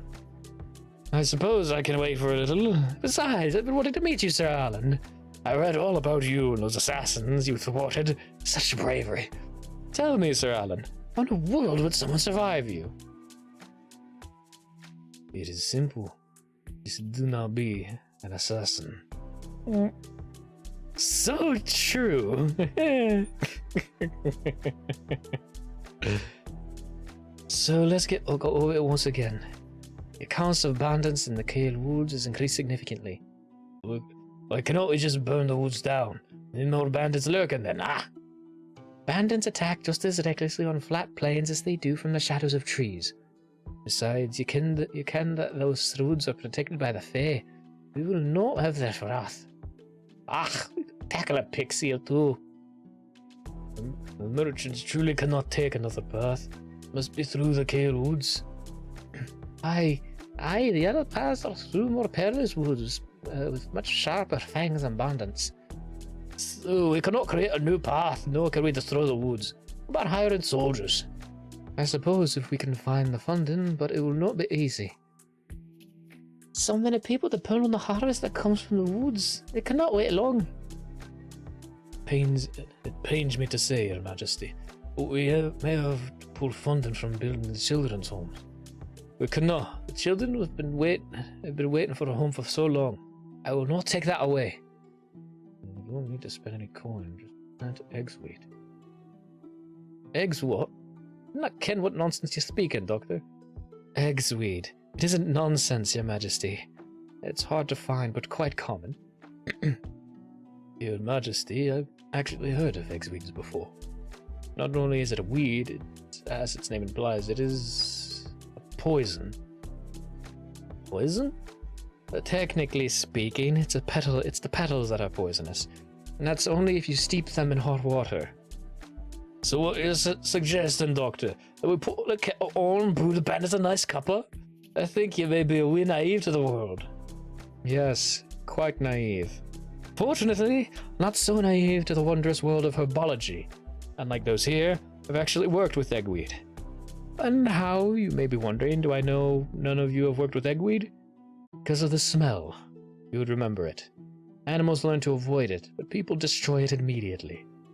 The petals are poisonous, but the stalk of the plant is coated in a protective dust.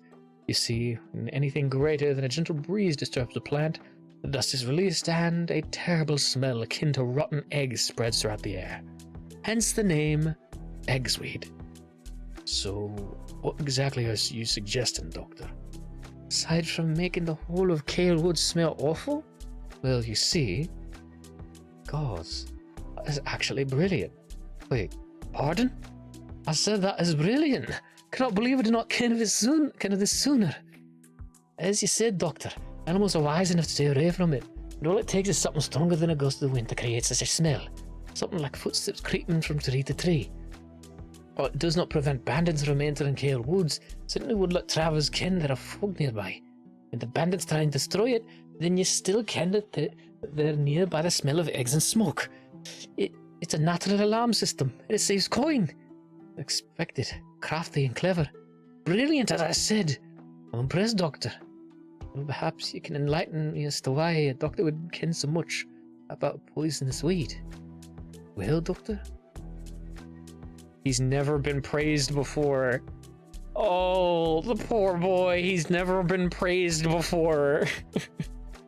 He doesn't know what to do. Thanks for reading. Subscribe for more. Thanks to the proofreader.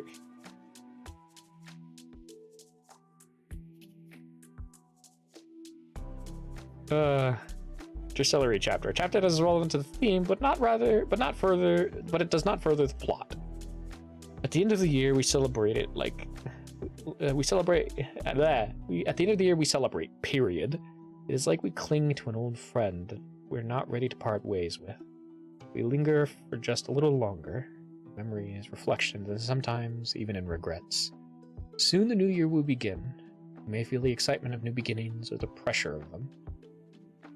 But we do not begin again in order to wipe the slate clean, rather to take all we have done and grow.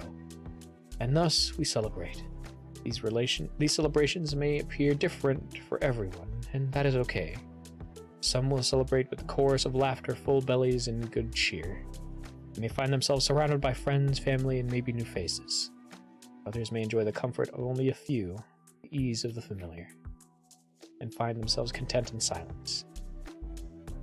Many people may celebrate in a place they can call their own, while others may find themselves very far from home.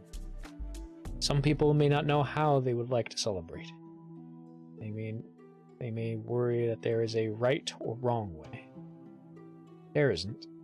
There is only what is right for you, and only you know what that is. There's a chance, though, that you may find your celebration lacking. Perhaps you cannot be where you would like to be or with those you cherish, and that it can cause the heart grief to wish for these things, even more so because we may not be able to change anything. In those instances, take solace in knowing that time will carry on. As the days pass, we can continue to work toward all we dream of. Boom, pop, pop, pop. Next year, we will stand here again. And who knows? Maybe things will look different. I suppose only time will tell. For now, no matter how you spend your holidays and all your days after, I would wish you 3 things, however you deem them fit. I wish you safety. I wish you happiness.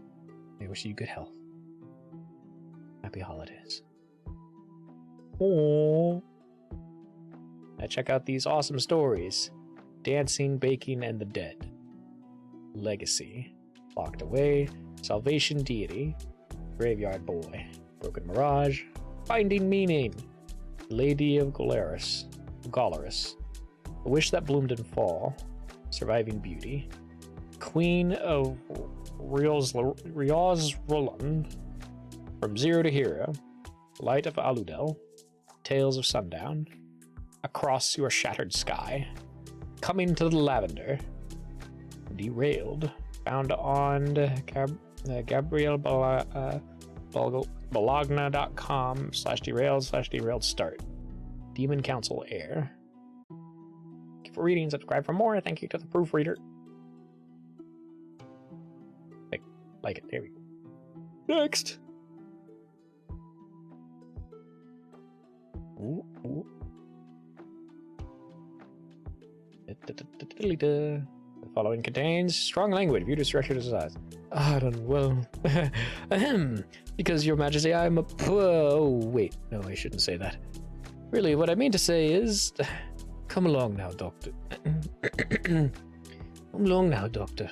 Of all the moments to be humble, you're a prodigy, and one well versed in herbology, as you stated. Surely you ken all sorts of things. Well, they don't use the term prodigy lightly. Aye, it would seem that luck is on our side. We are to head to Burafirth soon. Kale Woods is not far, so after I'm done meeting with the council in Burafirth, you can find and collect the eggsweed for us, Doctor. Whoop. Your Majesty, would not planting eggsweed require permission from the Fae in Kale Woods? Wait, why am I collecting the eggsweed? Oh God, am I going to have to travel more? Right, would. Permission asked by the reigning monarch. At that, it's a well-timed idea. Is anyone here opposed to this plan? I'd have a bet on. Not opposed. Your Majesty, are you sure? The Fae provide a feasible and manageable solution. That settles it then. If there is not a comment, then I advise you to go and finish any lasting businesses. We'll leave for Butterfirth in 2 days' time. I'll see you again for evening council meetings, but for now, you're all dismissed. Except for ye, Doctor. Your idea was most helpful. You've clearly defined the word diligence, so I can spare you a moment of my time. No more though. Which is a warning to the rambling tongue you have. I'll be transparent with you. I was in quite the state. Clearly I did not make an unredeemable mistake. My memories of that conversation, well, they're foggy to say the least. Rambling tongue, Your Majesty, I'm offended. My tongue does not ramble. My tongue is an instrument used for delicate articulation, with occasional yet impressive parlor trick, and to delightfully savor all manner of tastes. Doctor, you're too close to His Majesty. Stop that backwards now, or... God, fucking God, what that's distressing. Holy hell, that's distressingly dreadful. God, I can hardly feel my fucking tongue. So you said you had a sweet tooth, but frankly, I doubt you have any teeth at all. Has no one tried this? I've never tasted anything so foul and sickly. Ugh. Wonder Fergus wants to cook something savory. And the kingdom's sugar reserves have been dumped into that shortcake. Aren't you a king? Does that mean you're able to afford good food? Perhaps I got a sour piece. Let me see again. No, it's so awful. Ugh. That is enough, Doctor. Speak no more. You're still in His Majesty's presence. You will show respect. And look at what I expected, and the council found another specialist for me. But it certainly was not ye. Are you always so blunt with your words? Is this due to the state you're currently in? Don't know what you speak of, Your Majesty. I am perfectly perfect, as per usual. Well, I do not care if that is true. You're a bit of a mess, Doctor. Whip. A mess and... Whoop. Ach! You're really hot. Well, obviously. Really, now, this is long overdue. It's clearly not what I meant. Your fever is not critical. It's not critical if you can still say things like that. I appreciate your concern, but I don't have a fever, Your Majesty. Being hill-touched means my temperature runs higher. Oh, I fidget! I've dropped my fidget! Oh no!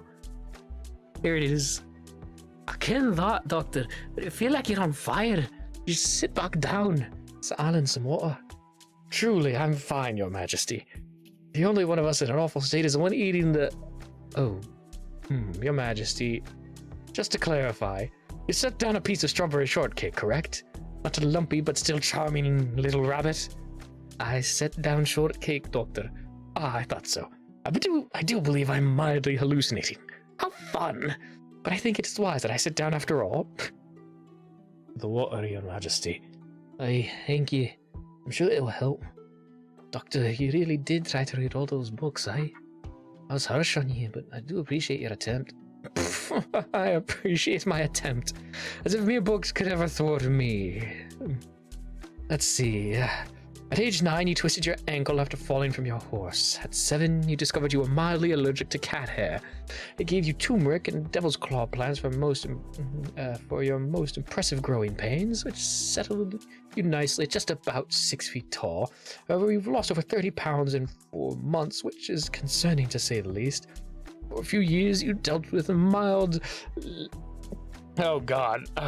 lepidopterophobia, the fear of butterflies. You haven't slept more than 3 hours at a time since you were a child, and For some undocumented reason, you've seen 384 healers over the span of 19 years. Did I continue, Your Majesty? Because I can. I believe you. I just cannot believe you'd attain all of that. I'm a prodigy, remember, Your Majesty. I do believe the lack of sleep has finally caught up with me. Just can't fail. And I need to be near you. I need you to trust me. Or else I can't do my job. So, did I do well? And then I fell unconscious. I don't know what the king said, nor do I know what expression he made. I woke up in my quarters after sleeping for an entire day. Oh. Mr. Tegan, I've left you to sleep and wake on your own. Hopefully you're feeling plenty rested. Been getting everything ready for you to depart to Burrowfirth, so just focus on feeling better. Oh, and His Majesty asked that I leave a note with you. Ask for me if you need anything. Leray. Doctor, thank you again for your idea and for your diligence. Though next time, please do not go to such extreme measures. I have assigned you as an extra caregiver. Mrs. Potts, has assigned you an extra caregiver, Mrs. Potts. She has a watchful eye and a responsible mind. She also solves the dilemma you mentioned to me when we first met. Rest well. Oh, splendid. Who in the hell is this Mrs. Potts? What does this mean, solves my dilemma? Oh. If it had been anyone else, I may have been offended. You have been a wonderful caregiver these past 2 days. Aww, you assigned him a care dog. Oh.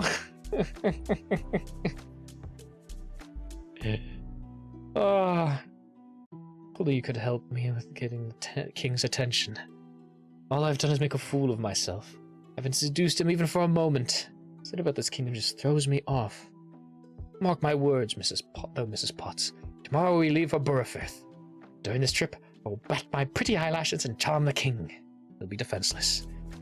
I'll be the most alluring and seductive man to ever exist. Once he sees that, he'll tell Sir Alan to leave us alone and I'll be able to finish things up. No more of this absurdity. You'll only think of me as suave and... Ouch, stop! Right, you nippy rascals. I'm going to have some words. They've included extra provisions as you requested, Your Majesty. The villages along the path to Burrowfirth will be most grateful, as they always are. The journey to Burrowfirth should not take more than a week, and Lord Normalton's estate has been notified of your coming. Additional guards have been gathered since you will be going to Kale Woods, and... Majesty? Your Majesty? Your Majesty, is everything alright? Aye, my apologies, I was distracted. Visiting Citizen Fox in the garden. Thanks for reading, subscribe for more!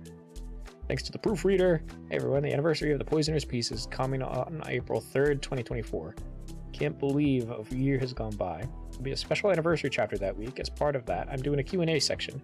Feel free to submit any questions by Sunday, March 17th. Excited to see what questions you may ask. Poisoner's Peace panel redraw. Rules: redraw any panel that has been released before the deadline, April 3rd, 2024, in your style. Use the hashtag redraw TTP 2024. Hiccups. Where are these hiccups coming from? Use the hashtag blah blah blah and be sure to tag me so I can see it. Twitter/X, Lord of the Decaf, Instagram, Book Shrug. Be sure to mention which chapter of the panel you drew came from. Deadline, April 3rd, 2024. Prizes. All accepted entries will be featured in an anniversary chapter. First place, choice of a semi-realistic portrait or full-body colored character drawing. There are more than 10 submissions, and I'll pick a second place winner. Prize will be a half-body colored character drawing. Examples. Nice. These are very nice. Start your month with new reads. Broken Mirage, Across Your Shattered Sky, Finding Meaning. I've already read this one. Wish That Bloomed in Fall. Tales of Sundown, Legacy, By Dying, Surviving Beauty, Locked Away. Boop. Previously, skip. Oh, I love Finding Meaning. It's really good. Yeah, I read it already. I have the VOD. I'm not sure if the VOD is still up, but I do have it recorded and it's already in my waiting folder on YouTube, and I'm gonna put a description and post it. I have a ton of videos I gotta get scheduled on YouTube, but I am ADHD and terrible at getting tasks done. Anywho, this following chapters contain strong language, homophobia, including insinuation of homophobic slurs, insinuations of victim shaming / blaming. Oh, please step away if these trigger you at all. Oh, I'll have to check out your video of it when it's out. Yeah, for sure. By all means. No worries though. No pressure. I've started slowly posting all of my VODs on YouTube. It's not from the very first streams I started doing because I didn't know what I was doing back then, but it's mostly my reading streams. There have been a few where I forgot to stop recording and recorded like a second half of a reading stream that turned into a gaming stream. So some of those are mixed in here and there. But generally speaking, the YouTube is an archive for all of the reading VODs. Maybe I'll make a second channel for the gaming VODs, but I don't really record the gaming VODs except a handful where it's like collabs that I really liked. But other than that, yeah. Here we go.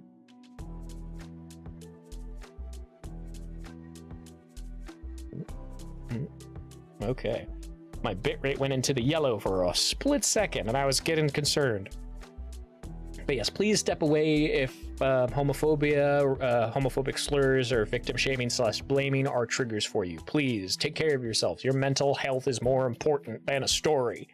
If you can read stories like this without being triggered, great. Otherwise, please step away. You do not need to force yourself to read this stuff. That's important. Farewell and safe travels to you. Hope all goes well. Travel 100%. Yeah. That's why I love when stories actually put the trigger warnings. They're very, very important. I'm planning on doing that with my own comic once I get better at drawing, or if I find people, like someone to help me draw the comic. Whichever happens first. I am practicing drawing, but it's going to be a slow process because I'm starting from the basics. Like, I'm learning to draw circles and squares and rectangles. Travel creates a unique challenge. It will take about a week to get to Burfirth, so I'll have to watch carefully and see how the king takes his meals, when he goes to bathe, any moment when Sir Alan lays his side. God, this is tedious and... Your carriage is ready for you, Mr. Tigran. I hope you did not mind if I join you. After all, I ride on horseback when you can be comfortable. Oh, God. Forgot about this obnoxious flea of a man. Came from Tottenham, a city on the middle continent, eh? The constitution will not doubt be delicate then, Mr. Tegan. It's cold here in the south. So do not hesitate to let me know if you need a bit of warmth. How kind.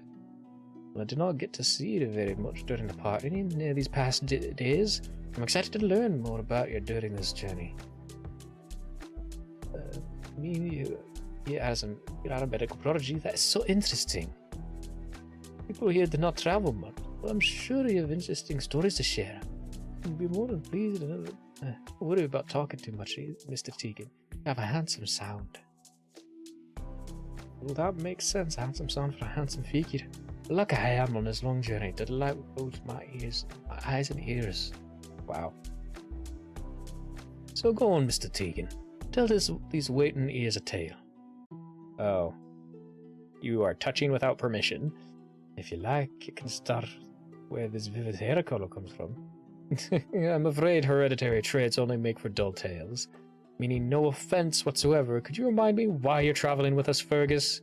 Forgive me for forgetting, perhaps it's due to my delicate constitution. You're forgiven for any fault, and I am here because I am doomed to make vile shortcakes. His Majesty has to eat something, I suppose, and my bakes are the only ones he'll stomach. Normally I would despise having to travel, but this time there's at least pleasant company. Quite. Oh no, it's not good form to poison someone other than the target, not unless the situation truly requires it. No, this doesn't. Unless he touches my hair again. God, this would be a long journey. Cheers! Yaha! My goodness. Aha! Oh, look. Look at everyone. They all adore him. You're clearly a northerner, Mr. Tegan. In the south, only the naive adore his majesty. I'm afraid I don't understand. Is it not a good thing that people show favor toward their king? Mr. Tegan, if I held shit behind the back but told you I was holding diamonds, would you not be excited? But you'll love the idea of their golden king. You do not ken any better. But if you look closely, you can see those who understand the sport a wee bit better. Hooray! Long live His Majesty! Blessings upon ye, Your Majesty! Hooray! Long live His Majesty! Leave this kingdom with nothing! Do you do it as the crown? Think of the future! Give us an heir! We do not ask for our king to be a... Oh, what the... Oh. Yep. Woof. Ooh. How can they say something like that? Well, his kingdom would value love and kindness. Aye, it does. All citizens may love and cherish who they please, except monarchs. They serve to protect and create stability for the kingdom. Stability comes from having a clear line of succession. I struggle to see how such an exception is deemed fair in the midst of such virtuous principles. Surely succession can be defined by all sorts of means. Oh, spoken like a true northerner. Except part of the world handles succession differently. In the south, succession relies entirely upon a bloodline. The Longtiffs have ruled the south for centuries. They would wed as soon as they turned of age, continuing their bloodline and ensuring no one else could claim the throne. Though they may be loveless marriages, succession has been certain, thus no fight over the crown. But now the kingdom has a king who has avoided a marriage for 5 years, and he has kenned to be so sickly. It has been centuries since the South saw war and struggle. With nae heir, people wonder the reluctance of a selfish man will lead the kingdom into turmoil. We're alright to be angry, Mr. Tegan. Perhaps I should have held my tongue, but are they? Sounds like they're afraid, Fergus, not angry. And to nullify their own discomfort, they ask for their leaders to engage in loveless marriages so children can be born and a cycle that continues. They justify their own fears by citing a lack of violence caused by forcing strangers to be intimate. But what if those strangers don't want to be intimate with one another? They must do so regardless. Aye, exactly that. 1,000 times over if need be, to keep the peace. This is such a horrible thing. Centuries of absolute peace at the cost of, 60 seconds of discomfort to get the deed done? 60 seconds of pleasure as well. A far worse acts out there than bedding a stranger. He'd grit his teeth. Besides, he'd forget about it in no time at all. Oh, but do not worry, Mr. Tegan. You're not a monarch, so you can do as you please. Self as well, actually. Calm isn't worth it. Fergus, perhaps, Mr. Tegan, your opinions on things you did not understand are so endearing, we could continue to discuss these matters over. Can you have more gratifying things to offer than your thoughts? Ooh. Clock, clock, clock. I wish you would let your guards and I handle the crowds, Your Majesty.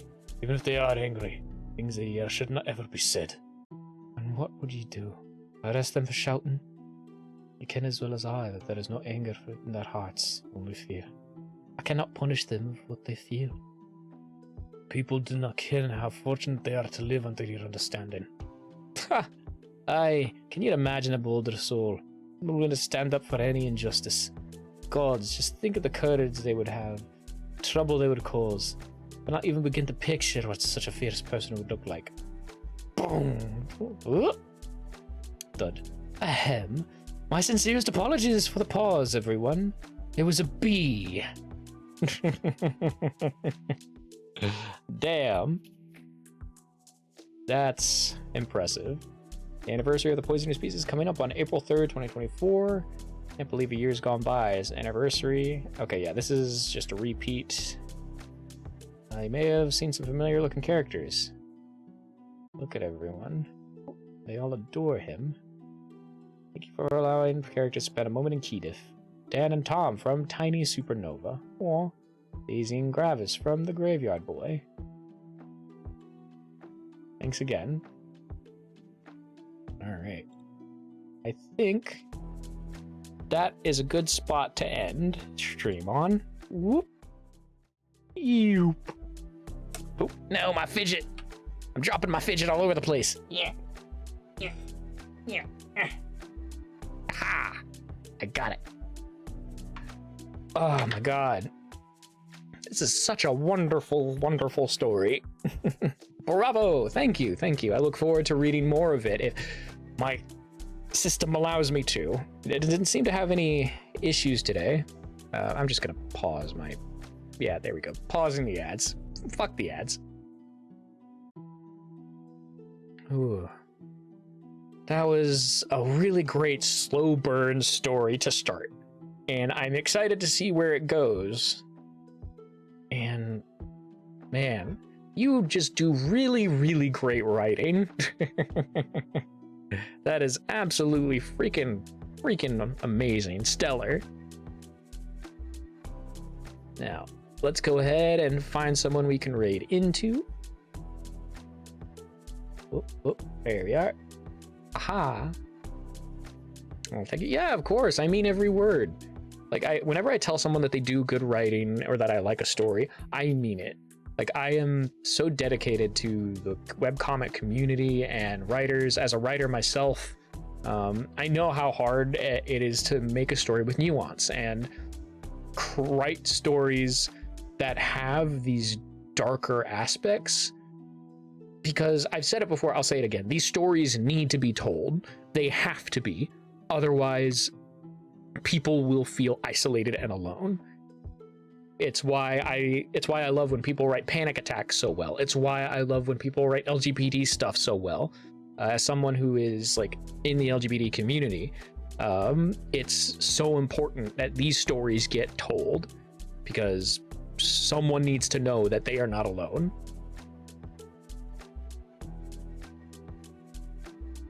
Now, let's see who's online today.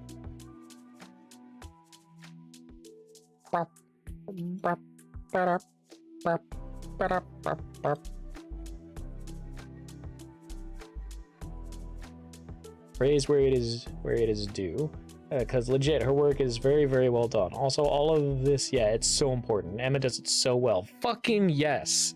And also, hello Nova. Yeah, it's so important that these stories get told. So important. Now let's see. Do we have anyone who just started their stream?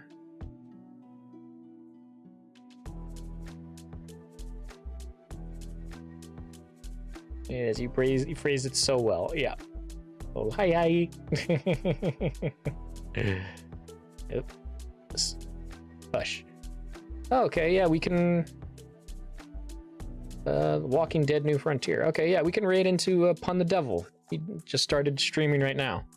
It's only been like 30 minutes, so raid that Pun_the_devil. Here we go. Oh, I did that wrong.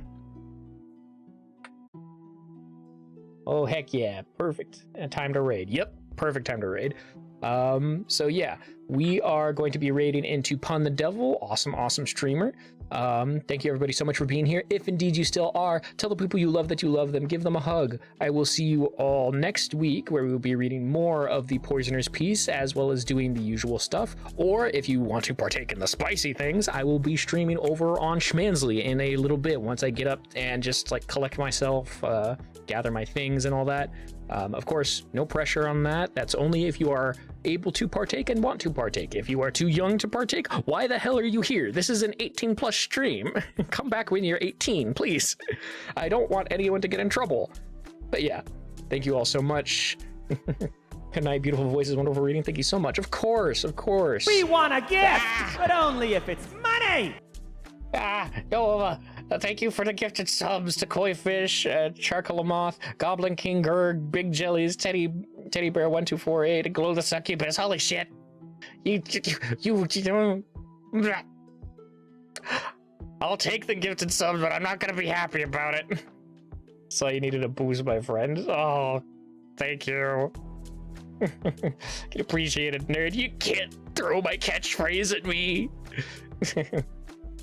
But thank you so much. Watch me, yes. Oop.